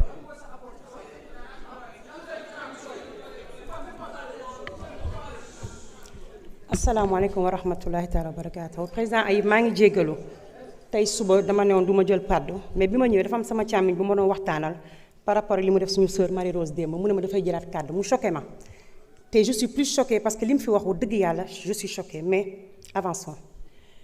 Monsieur le ministre de l'Intérieur Cheikh Bamba maa ngi lay nuyu madame la secrétaire d'État très chère Marie Rose mes très chers collègues président Ayib notre rapporteur du jour ñu ngi lay jox sa wàccuwaay di la féliciter bu baax a baax ci taxawaay bi. Mesdames et messieurs du personnel administratif et les collaborateurs des ministères, chers peuples de ma patrie, ci biir réew mi diaspora ak réew mi asalaamaaleykum. Le groupe parlementaire Les Patriotes votera cette seconde lecture de la proposition de loi L29 L30, ceci autant que nécessaire ndax duñu mës a décourager. La persévérance est nécessaire lorsque la volonté du peuple doit être respectée même face aux obstacles. Nous la voterons parce que nous assumerons en tout temps l'engagement politique fait devant le peuple sénégalais suñu kàddu day wóor. Les faits sont simples. La différence entre les deux versions transmises au président de la République sont deux clarifications techniques et ce sont nos amendements régulièrement adoptés en plénière du 28 avril.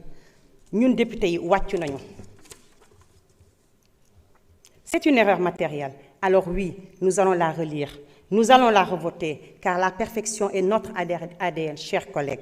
La résilience et le jusqu'au-boutisme sont notre fort. Kenn du leen jam ñaani.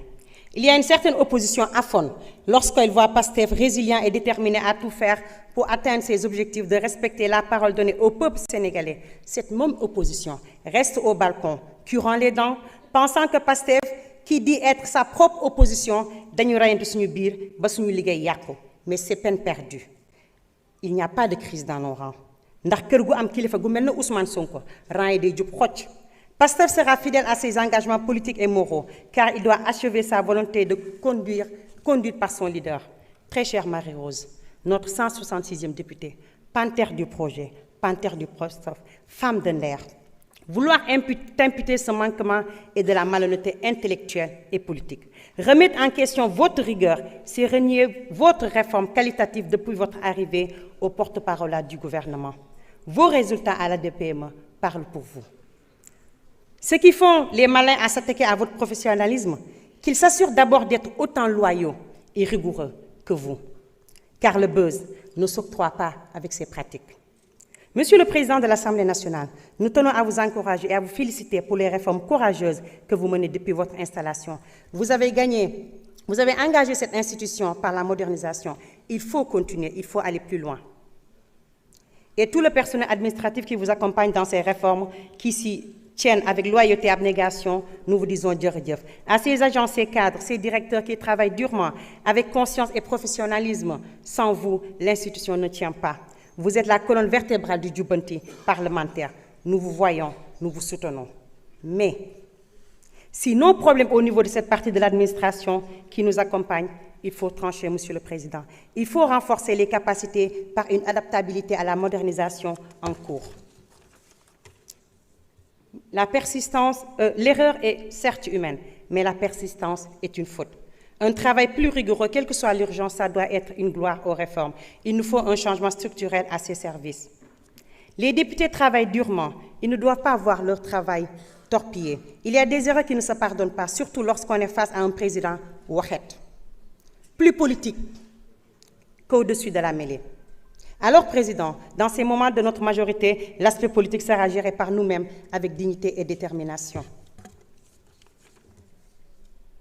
Et que les choses soient claires. J'en profite pour dire aux pro-Warkat, aux ngaraleurs, de bien garder leur mutisme. Lem ko ba mu mat, car vouloir deugal sa bop fi ak jaay am fit. Ils sauront que Ousmane Sonko moo fi indi fii ku nekk, et non un quelconque aide-peur d'un mandat acquis à la sueur de notre engagement et de notre détermination. Et que les choses soient claires. Aux attaques voilées, mal assumées contre Pastef, nous répondons avec loyauté par les actes. Notre loyauté vient envers Ousmane Sonko, le projet et le peuple du Sénégal. Celui qui cherche à opposer les institutions se trompe. Pastef n'est pas un parti. Pastef est un projet. Et ce projet gouverne. Lolo dafa wara leer. Mais ce mandat doit obligatoirement refléter notre projet, Djub Djubal Djubanti, celui par lequel les Sénégalais nous ont donné la majorité. C'est cette relecture. Si cette relecture est une preuve que les institutions marchent, alors tant mieux, car nous avons décidé de mener à bien notre mission par devoir. Alhamdulillah, le dernier mot revient aux députés. Et aujourd'hui, cette loi sera validée à nouveau. Nous réitérons notre objectif, faire sauter les verrous. Ndax dañu ne ñepp bokk jakk jaangi nonu ku mën na nga nodd looloo leen metti cette loi sera votée. Pastef gouvernera lu ngeen fi indi ñu guux ko lu ngeen naan ñu sotti ko jërë ngeen jëf. Merci beaucoup. Abdoulaye Tall, vous avez la parole. Aïb Dafé se prépare.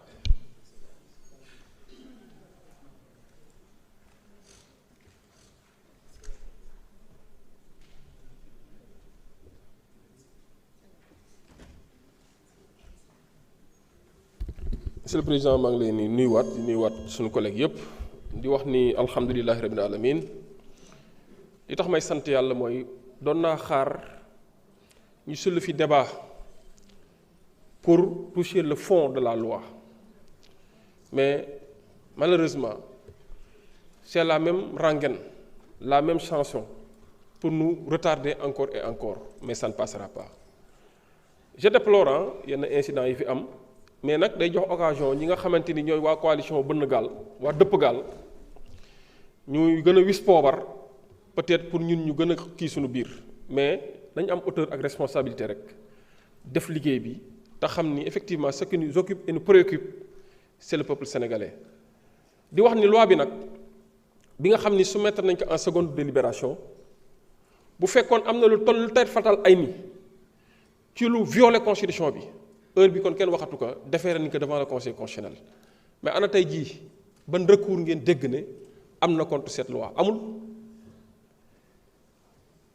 am na ñu fi taxaw di wax ne matuñu natt parce que amuñu le nombre requis waaye am na ñeneen ñoo xam ne ñooy lëngoo nekk seen i wujju percor nga xawma seen lan la seen i naataangoo pourtant ñoom mat nañu lim pour saisir le conseil constitutionnel lan moo tax defuñu ko bu fekkee la loi est anticonstitutionnelle dans ce sens pourquoi le groupe Takku Wallu n'a pas saisi le conseil constitutionnel pour en inconstitutionnalité et faire censurer ce que l'Assemblée nationale a voté pour vous dire que ñoom amuñu benn argument beneen bi article 73 de la constitution bi nga xam ne jox na pouvoir le président de la république pour mu saisir ñu à nouveau pour une seconde délibération le texte dit clairement que par simple message motivé waxul sax lettre waxul demande par simple message motivé donc c'est une disposition constitutionnelle mais li am solo foofu te ñu koy jàngat mooy le même texte dit que la saisine suspend le délai de promulgation foofu tamit dama si attirer seen attention pour gën cee dalal seen xel en fait la suspension signifie que délai bi nga xamante ni bi ñu joxoon président de la république pour mu promulguer ci biir délai boobu am na ce qu'on appelle le délai de recours devant le conseil constitutionnel qui est de 6 jours 6 jours yooyu may dalal seen xel dépassé nañ ko ba mu desee ñaari fan si la ñuy doog a saisir l'Assemblée nationale donc dañ ko suspendre en attendant assemblée bi bu àddoo tey rek délai bi day continuer waat di suivre son cours pour 48 heures 48 heures yooyu pour lan la pour mu promulguer du ma rappeler li nga xam ne ñun ñëpp xam nañ ko promulgation même bu ko président de la république deful bu délai bi jeexee c'est publié au journal officiel une loi entre en vigueur dès son adoption par l'Assemblée nationale soxlawuñ sax ay promulgation boo gisee par élégance républicaine gars yi di xaar yenn délai yi c'est pour effectivement bu ñu épuiser les voies de recours bu fekkee recours am na mais bu recours amul la loi est applicable parce que c'est voté en séance plénière par l'instance habilitée l'instance souveraine pour voter la loi c'est l'Assemblée nationale ma bëgg ngeen dalal seen xel bu baax a baax dégg naa fi nag ay wax ils ont tout dit sauf l'essentiel yéen ñu ne le peuple nous regarde jamono ji ngay wax ne le peuple nous regarde tu fais un hors sujet waxoo ci li nga xam ne moo ñu indi tey on nous parle de processus électoral on nous parle de loi électorale on nous parle de seconde lecture on nous parle de dialogue national et des conclusions du dialogue national même s'il y a accord ou désaccord l'Assemblée nationale a pris ses responsabilités devant l'histoire et devant le monde entier pour se prononcer ou pour statuer sur une question qui relève de sa compétence à savoir une loi muy le code électoral ñu bëri taxaw pour indi ay jiixi jaxasi xelu nit ñi naan non est-ce que mënul yoonu bàyyi président de la république jël initiative bi alors que ñun ñoo waat devant le peuple sénégalais na ñun lépp lu ñu war a jël ci responsabilité en tant que parlementaire dinañ ko jël te ñun ñoo wax ne dinañ def ay initiative parlementaire te ñun proposition de loi moo gën a tuuti ci initiative parlementaire yu ñu jël dem leen ngeen laajte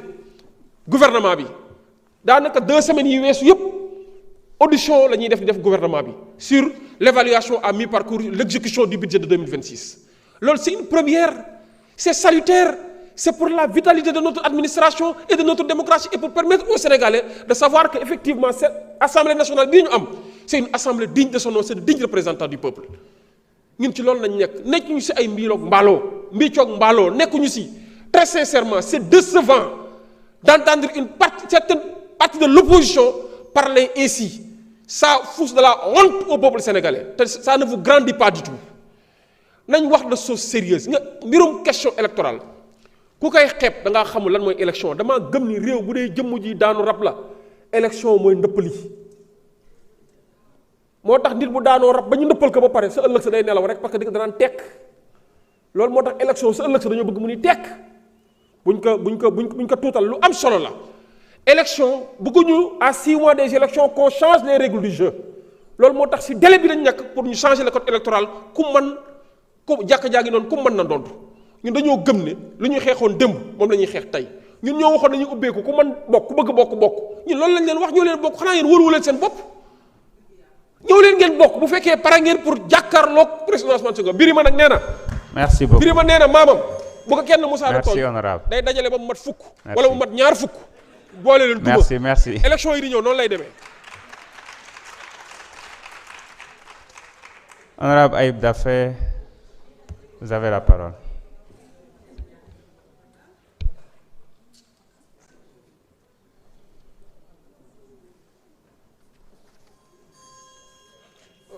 Salam alaikum.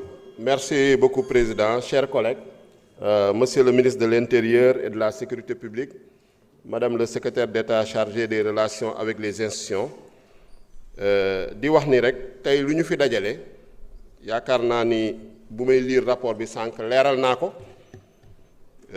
mooy ñaari disposition benn bi mu ngi ci constitution bi muy article 73 de la constitution di wax ni dans le délai fixé pour la promulgation le président de la République peut par un message motivé demander à l'Assemblée nationale une nouvelle délibération qui ne peut être refusée. La loi xam nga terme boobu dafa am solo dañu ne la loi neewuñu le projet de loi neewuñu la proposition de loi mooy loi ba nga xam ne adopté nañ ko fi le 28 avril 2026 ne peut être votée en seconde lecture que si les 3/5 des membres composant l'Assemblée nationale se sont prononcés en sa faveur mooy maanaam loi ba nga xam ne moom la ñu voté woon 28 avril 2026 mënuñu ko voté seconde lecture tey que su fekkee ni si Assemblée nationale soo jëloon juróomi député ñett yi voté nañ ko au moins donc loolu nañ ñu sas tey président de la République daf ko suñu xoolee motif yu nga xam ne président de la République moom la présenté nee na dafa jot ñaari version lu mu bëgg mooy Assemblée nationale confirmel ko ban version la voté le 28 avril 2026 liggéey bi yomb na ñun ñi nekkoon commission xam nañu version bu ñu voté am na rapport ñun ñi ñëw séance plénière xam nañu version bu ñu voté am na journal des débats te ci kanamu Sénégalais yëpp nañ ko voté nëbbatuwuñu am na nag benn caaxaankat benn tappalekat benn mercenaire bu fi taxawoon sànq naan loi ba baaxul loi ba faux la kon donc loi yi ñu fi voté yëpp ay faux la am na loi boo xam ne OFNAC jamono ji projet de loi ñu indi ko commission plus de 40 amendements mu ñëw séance plénière ñu voté ñu ne amendement yooyu dañ ko war a voté waat kon loi yëpp dañ ko war a retirer loi yu nekk ci circuit bi yëpp ay faux la su deekee loolu la wax loi yëpp ay faux la parce que moo ne suñu loi bi faux la donc nañu bàyyi caaxaan nañu bàyyi tappale yi nañu bàyyi sénégalais yuy nax su fekkee dafa am lu mu encaissé moom su fekkee dafa am lu mu encaissé na def liggéeyam na def service am mais na bàyyi caaxaan yeeg tappale yi fii kenn dofu fi ñu fi ñeneen ñu fi wax hors sujet la ñu def waxuñu si sax si loi bi waxuñu sax lu jëm ci séance donc jaruñoo tontu comme d'habitude du ñu wax dara loo xam ne jëm na si sujet bu ñu leen présenté toujours hors sujet balaa maa dee ñuy joxe ay leçons de morale amul kenn kuñ fiy moral fii ñëpp xam nañ nuñ fi war a def majorité beeg yeneen député yi ay yëfu moralise seen discours de moralisateur périmé yooyu nañu war a bàyyi waaw amu leen doo leen ay référence doo leen ay modèle waaw ba ngeen di jéem a joxe ay leçon ba naan da ngeen di def ay sermon da ngeen di xutba donc lu ma bëgg a wax mooy ni chers collègues lu ñu jublu tey mooy ni ñun voté woon nañ fi benn loi le 28 avril 2026 président de la République lu ko constitution may nee na demandé na seconde délibération te seconde délibération boobu motif bu mu joxe nee na dafa bëgg ñu confirmer ko ban loi nañu voté woon le 28 avril 2026 liggéey boobu yaakaar naa yomb na te su neexee yàlla nañ ko confirmer pour que moom lu ko constitution sant suñ ko joxee loi mu promulguer ko moom itam mu def ko ku nekk constitution dala jox ay cër jox la ay prérogatives jox ko président de la république jox ko assemblée nationale jox ko député yi lu ma bëggoon également wax ci seconde lecture wala nouvelle délibération je pense que maître Ablaye Tall wax na ko suñu voté loi fii dañuy am juróom-benn fan pour ku bëgg a def recours nga def ko loolu romb na am na ku fi taxaw ne woy bëggoon naa def recours mais motaluma musoo motal waaw doo musa motal parce que voilà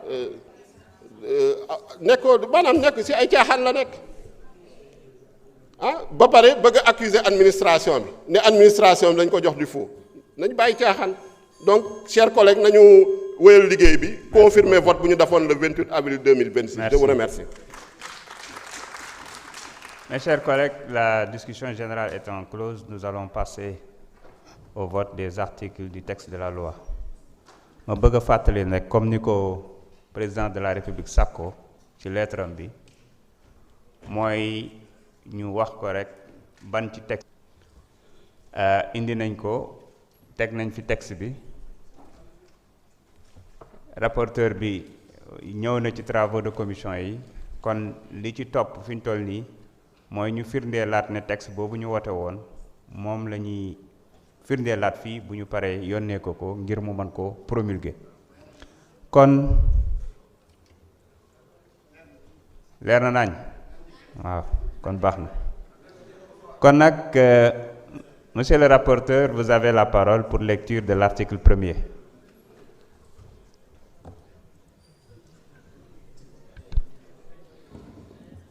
Merci beaucoup, Monsieur le Président. Article 1er de la loi modifiant la loi numéro 2021-35 du 23 juillet 2021 portant code électoral modifié. Les dispositions de l'article L29 de la loi numéro 2021-35 du 23 juillet 2021 portant code électoral modifié sont abrogées et remplacées par les dispositions suivantes. Article L29. Ne doivent pas être inscrits sur la liste électorale 1. Les individus condamnés pour crime. 2. Les individus condamnés à une peine d'emprisonnement d'une durée supérieure à 1 mois, assortie ou non d'une amende pour l'une des infractions ci-après. Vol, escroquerie, abus de confiance, extorsion de fonds, abus de biens sociaux, détournement, escroquerie ou soustraction portant sur des deniers publics, enrichissement illicite, corruption, concussion, trafic d'influence, prise illégale d'intérêt, faux, usage de faux, contrefaçon, blanchiment de capitaux. Point, virgule.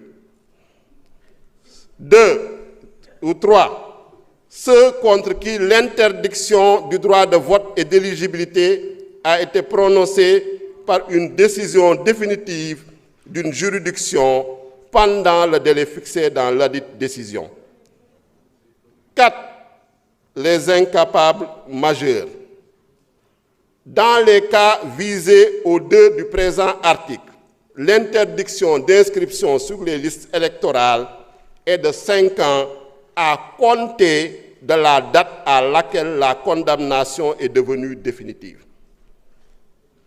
Nul ne peut empêcher l'inscription d'un citoyen sur les listes électorales en dehors des cas prévus au présent article ou à l'article L28 alinéa 2 du présent code. Je vous remercie. Merci beaucoup. Je mets au voix l'article 1er. Le vote démarre.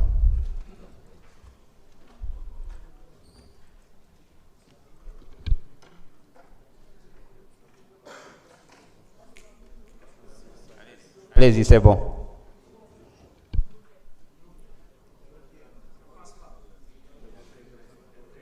S'il y en a qui ont un souci, après vous voterez à main levée.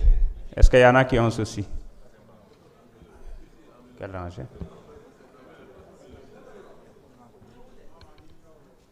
Comment? Je n'ai pas compris. Ceux qui ont des soucis, levez la main. Non, Fadio, vous avez déjà fait une délégation, c'est intégré. C'est combien? Vous avez compté? 6. Gardez la main levée, s'il vous plaît. 8.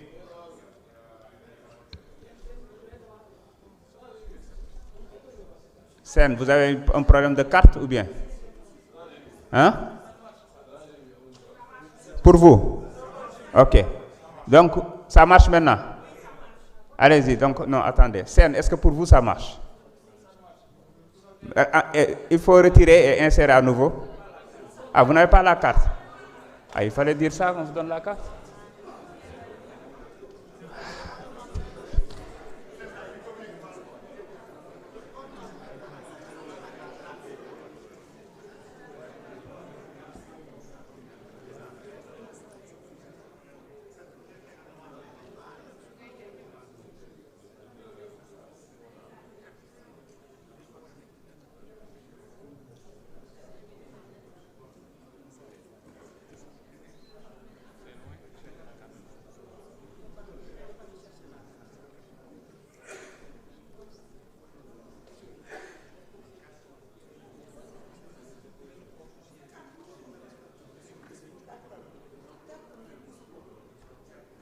Bon, apparemment, vous avez...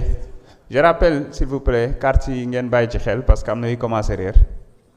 Donc, nous allons rajouter votre vote. Alors, vous votez... Monsieur Sen, vous votez pour ou contre? Il faut que ça soit clair.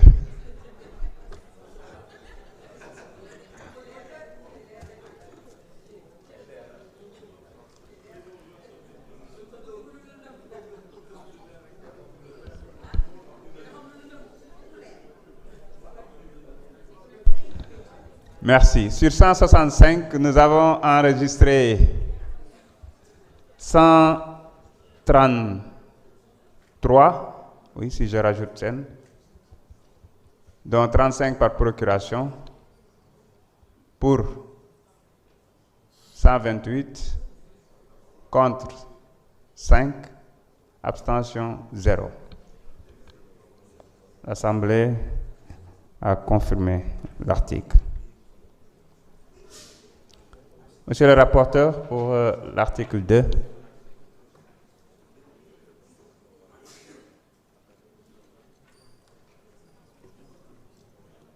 Article 2.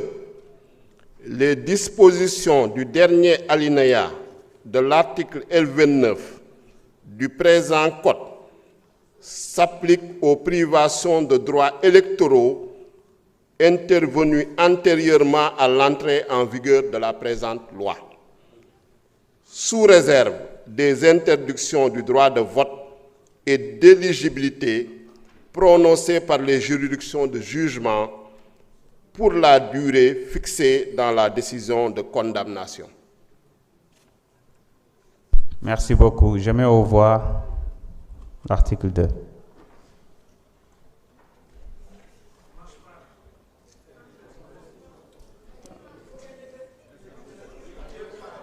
Vous avez intégré à la réunion à nouveau?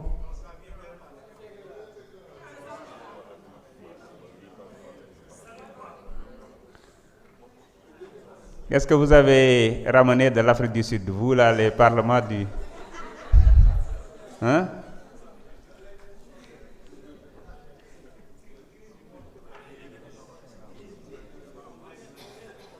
La technique, est-ce que vous pouvez voir ça? En attendant, on vote à main levée. pour ceux qui n'ont pas de... Alors, 7 plus Alioune Sène, 8. Le vote est clos.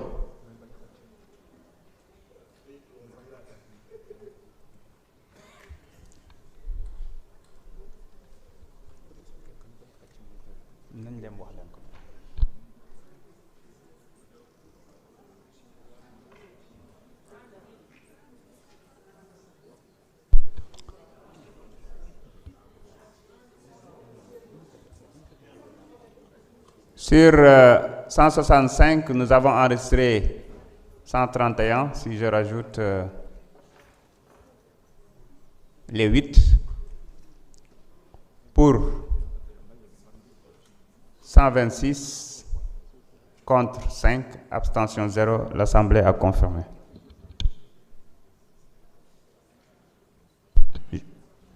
Honorable, pour l'article 3.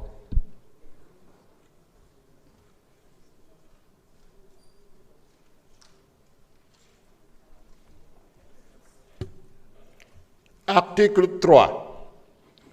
L'article L30 de la loi numéro 2021-35 du 23 juillet 2021 portant code électoral modifié et abrogé.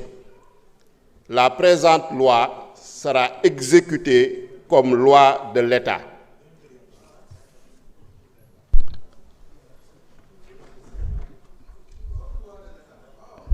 Merci beaucoup. Je mets aux voix l'article 3. Le vote démarre.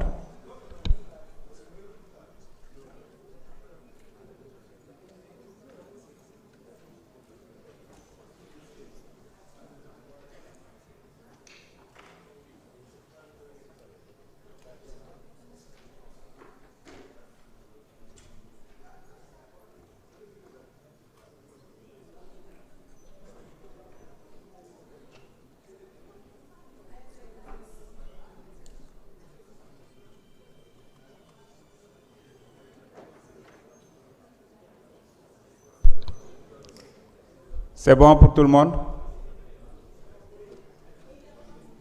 C'est bon pour tout le monde? Une troisième fois, c'est bon pour tout le monde? Les déplacés? Le vote est clos.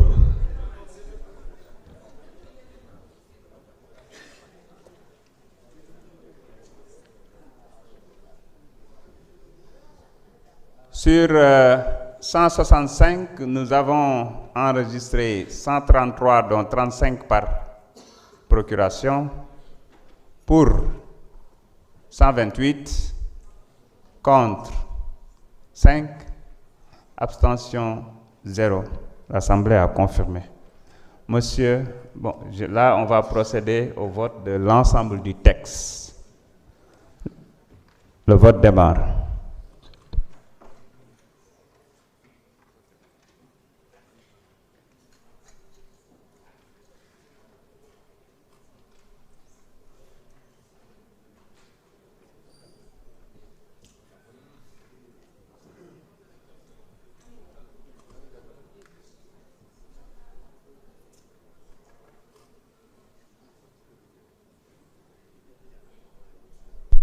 C'est bon pour tout le monde?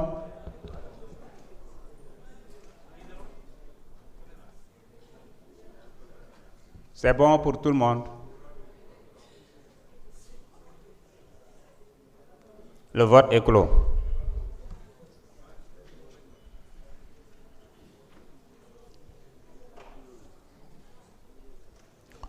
Sur 165, nous avons enregistré 133, dont 35 par procuration, pour 128, contre 5, abstention 0. Donc l'Assemblée a confirmé le texte qui a été délibéré le 28. Je vous remercie.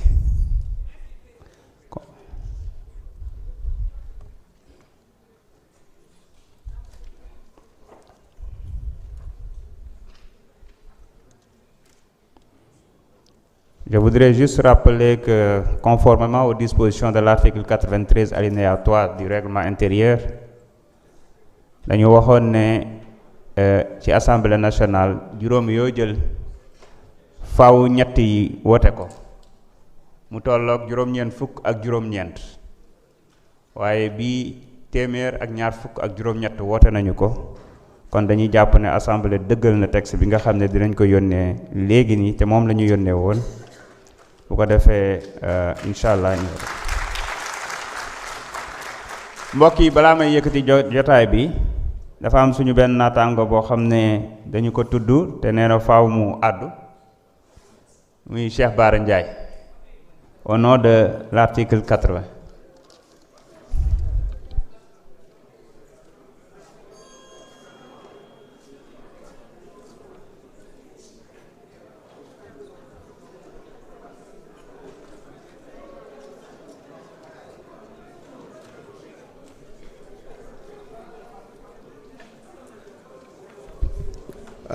maa ngi jégalu nag mais fii bu nit taxawee wax la devant tout le monde dama yaakaar ne comme ni ma ko article 80 mayee fii ci règlement intérieur ñu tontu du sax tontonte parce que assemblée bii ba mu daj bu amee kenn nit ku nga xam ne sama mbokk la ma bokk ak moom menn maam moom mii ma tudd léegi la kon donc man ak moom coow mënul dox suñu diggante bi ci des mooy élection présidentielle élection législative yëpp dama koy dem fekk fi mu dëkk ñu ànd campagne gis naa li muy daj ci campagne beeg lépp nekk patriote am werantewuma ko mais problème bi mooy ñaar la mënoo jël sa légitimité bopp yow soo bëggee attaquer ab patriote bu def benn acte da nga koy attaquer mais keneen ku la tudd nag nga taxaw fii di xataraayu naan ay yaroog yeewoog lu ma xamut loolu du noonu da nga war a respecter nit ñi seeni parole dañu toll ci guddi yoo xamante ne nii képp ku am nooy doxee dafa am looy nuru loolu mooy beneen affaire li ma gën a metti nag ba taxaw ma taxaw fii di wax nag te ma gis soxna Juma Saw di ko wax ci mbedd yi soxna Baro di ko wax nga taxawaat fii di ko wax dama ciy ñëw Cheikh Anta Diop dafa wax ne cadre yii ngeen di wax ci réew mi ñoo tardeel Sénégal ñu ne ko lu tax mu ne parce que Sénégal dañoo am làkk wu ñu nàmp di ko wax te ñoom heure bu ñu nee dañuy liggéeyal réew mi làkk woowa la ñuy lànk ne duñ ko wax mu ne dañuy ngurumi ci ay tubaab yoo xam ne la ñuy wax bis bu ñu ko waxoon ci olof baykat yi jël ay yat parce que ñoom ñoo leen ko gën a xam gis nga cadre yi ngeen di wax du dara lu dul làngu tubaab Xaadima Jaxate Kala génnewul ci benn université sëñ Bay Jaxate moomu nga tudd baa école daaray baayam la génne amul université bu mu génnee Cheikh Ahmadou Bamba Xaadim Rasool génnewul ci benn université Sëriñ Tuuba Alaaji Maalik génnewul ci université Cheikh Ibrahima Niass génnewul ci université donc ñun amuñu problème ku génne ci université ak ku ci génnewul gis nga suñu révolution bii dafa am lu mu jur mooy la Cheikh Anta Diop daan wax moom la Ousmane Sonko jëmmal ba tey jii baykat sàmmkat dongab daara ambilaa man ñëpp mën a dugg ci débat politique bi wax seen xalaat du ngeen ñu complexe loo ba ñu noppi ay cadre lañ bu dee cadre mooy bëgg sa réew a wax ci sa réew ñun nag Ousmane Sonko dafa wax ne yonent bi sallallahu alayhi wa sallama mooy royukaayam ci politique ñun nag Ousmane Sonko mooy suñu royukaay ci politique te dafa dindi complexe dindi ay tappale dindi njuuj njaaj indi politique transparence ak politique gu jub ci penc mi bu nit nag bu ñëwee ci penc mi indi fi politique gu jub kooku moo ci intégré doo ngay daara yi ñun li ngeen doon def bu dee ak jubadi da cee nekk mënuñ cee bokk mais le fait que Ousmane Sonko ñëw ne ñëw leen lii may def ci njub laa koy doxal te fukki at mi ngi politique kenn mënut koo gis mu génnee lu dul ak njub moo tax imaam sëriñu daara oustaz mën a ñëw bokk ci mbirum Ousmane Sonko bi te nekk ci en l'aise bàyyi leen affaire cadre yi ngeen di wax loolu ay tappale la sénégalais 54% yi leen wateel du ñëpp ay universitaire lañ wate gi ñu leen wateel ba ngeen toog fii tey di doxal kon am nañu kàddu bu wóor ci li ñuy def bàyyi leen bu ngeen bëggee tappale rek naan non cadre lii cadre yi laa fii cadre daru fi dara nekk patriote ànd ak Ousmane Sonko te fidèle mooy li wóor te maa ngi la siy woo nag Pastef maa nekkoon fii maa njëkkee fii maa doon massifier faa maa nekkoon France Marie Rose bañ nekkee France loolu amul solo xam nga lan moo am solo guddi yin toll nii ku dëgguwul ci Ousmane Sonko perte nga taban maa la ko wax billaay walaay képp kuy yaakaar mairie wala nga yaakaar député wala nga yaakaar sax benn sem bi gën a néew ci internet fii ci Sénégal wala nga yaakaar woote ñu wuy si la wala nga yaakaar wax ñu déglu la toppal ci Ousmane Sonko mooy baromètre bi ku ko mooy nga xibla bi boo jullee amoo julli wasalaam. Merci beaucoup. S'il vous plaît, j'ai pas encore levé la séance. Nous avons ce grand bout pour que Mauritanie nga jóge. Mes chers collègues, l'incident est clos. Mes très chers collègues, l'ordre du jour étant épuisé, je propose à l'Assemblée de lever la séance et de reprendre nos travaux le lundi 11 mai 2026 à 15h pour examiner le projet de loi numéro 06-2026 portant code du sport. La séance est levée.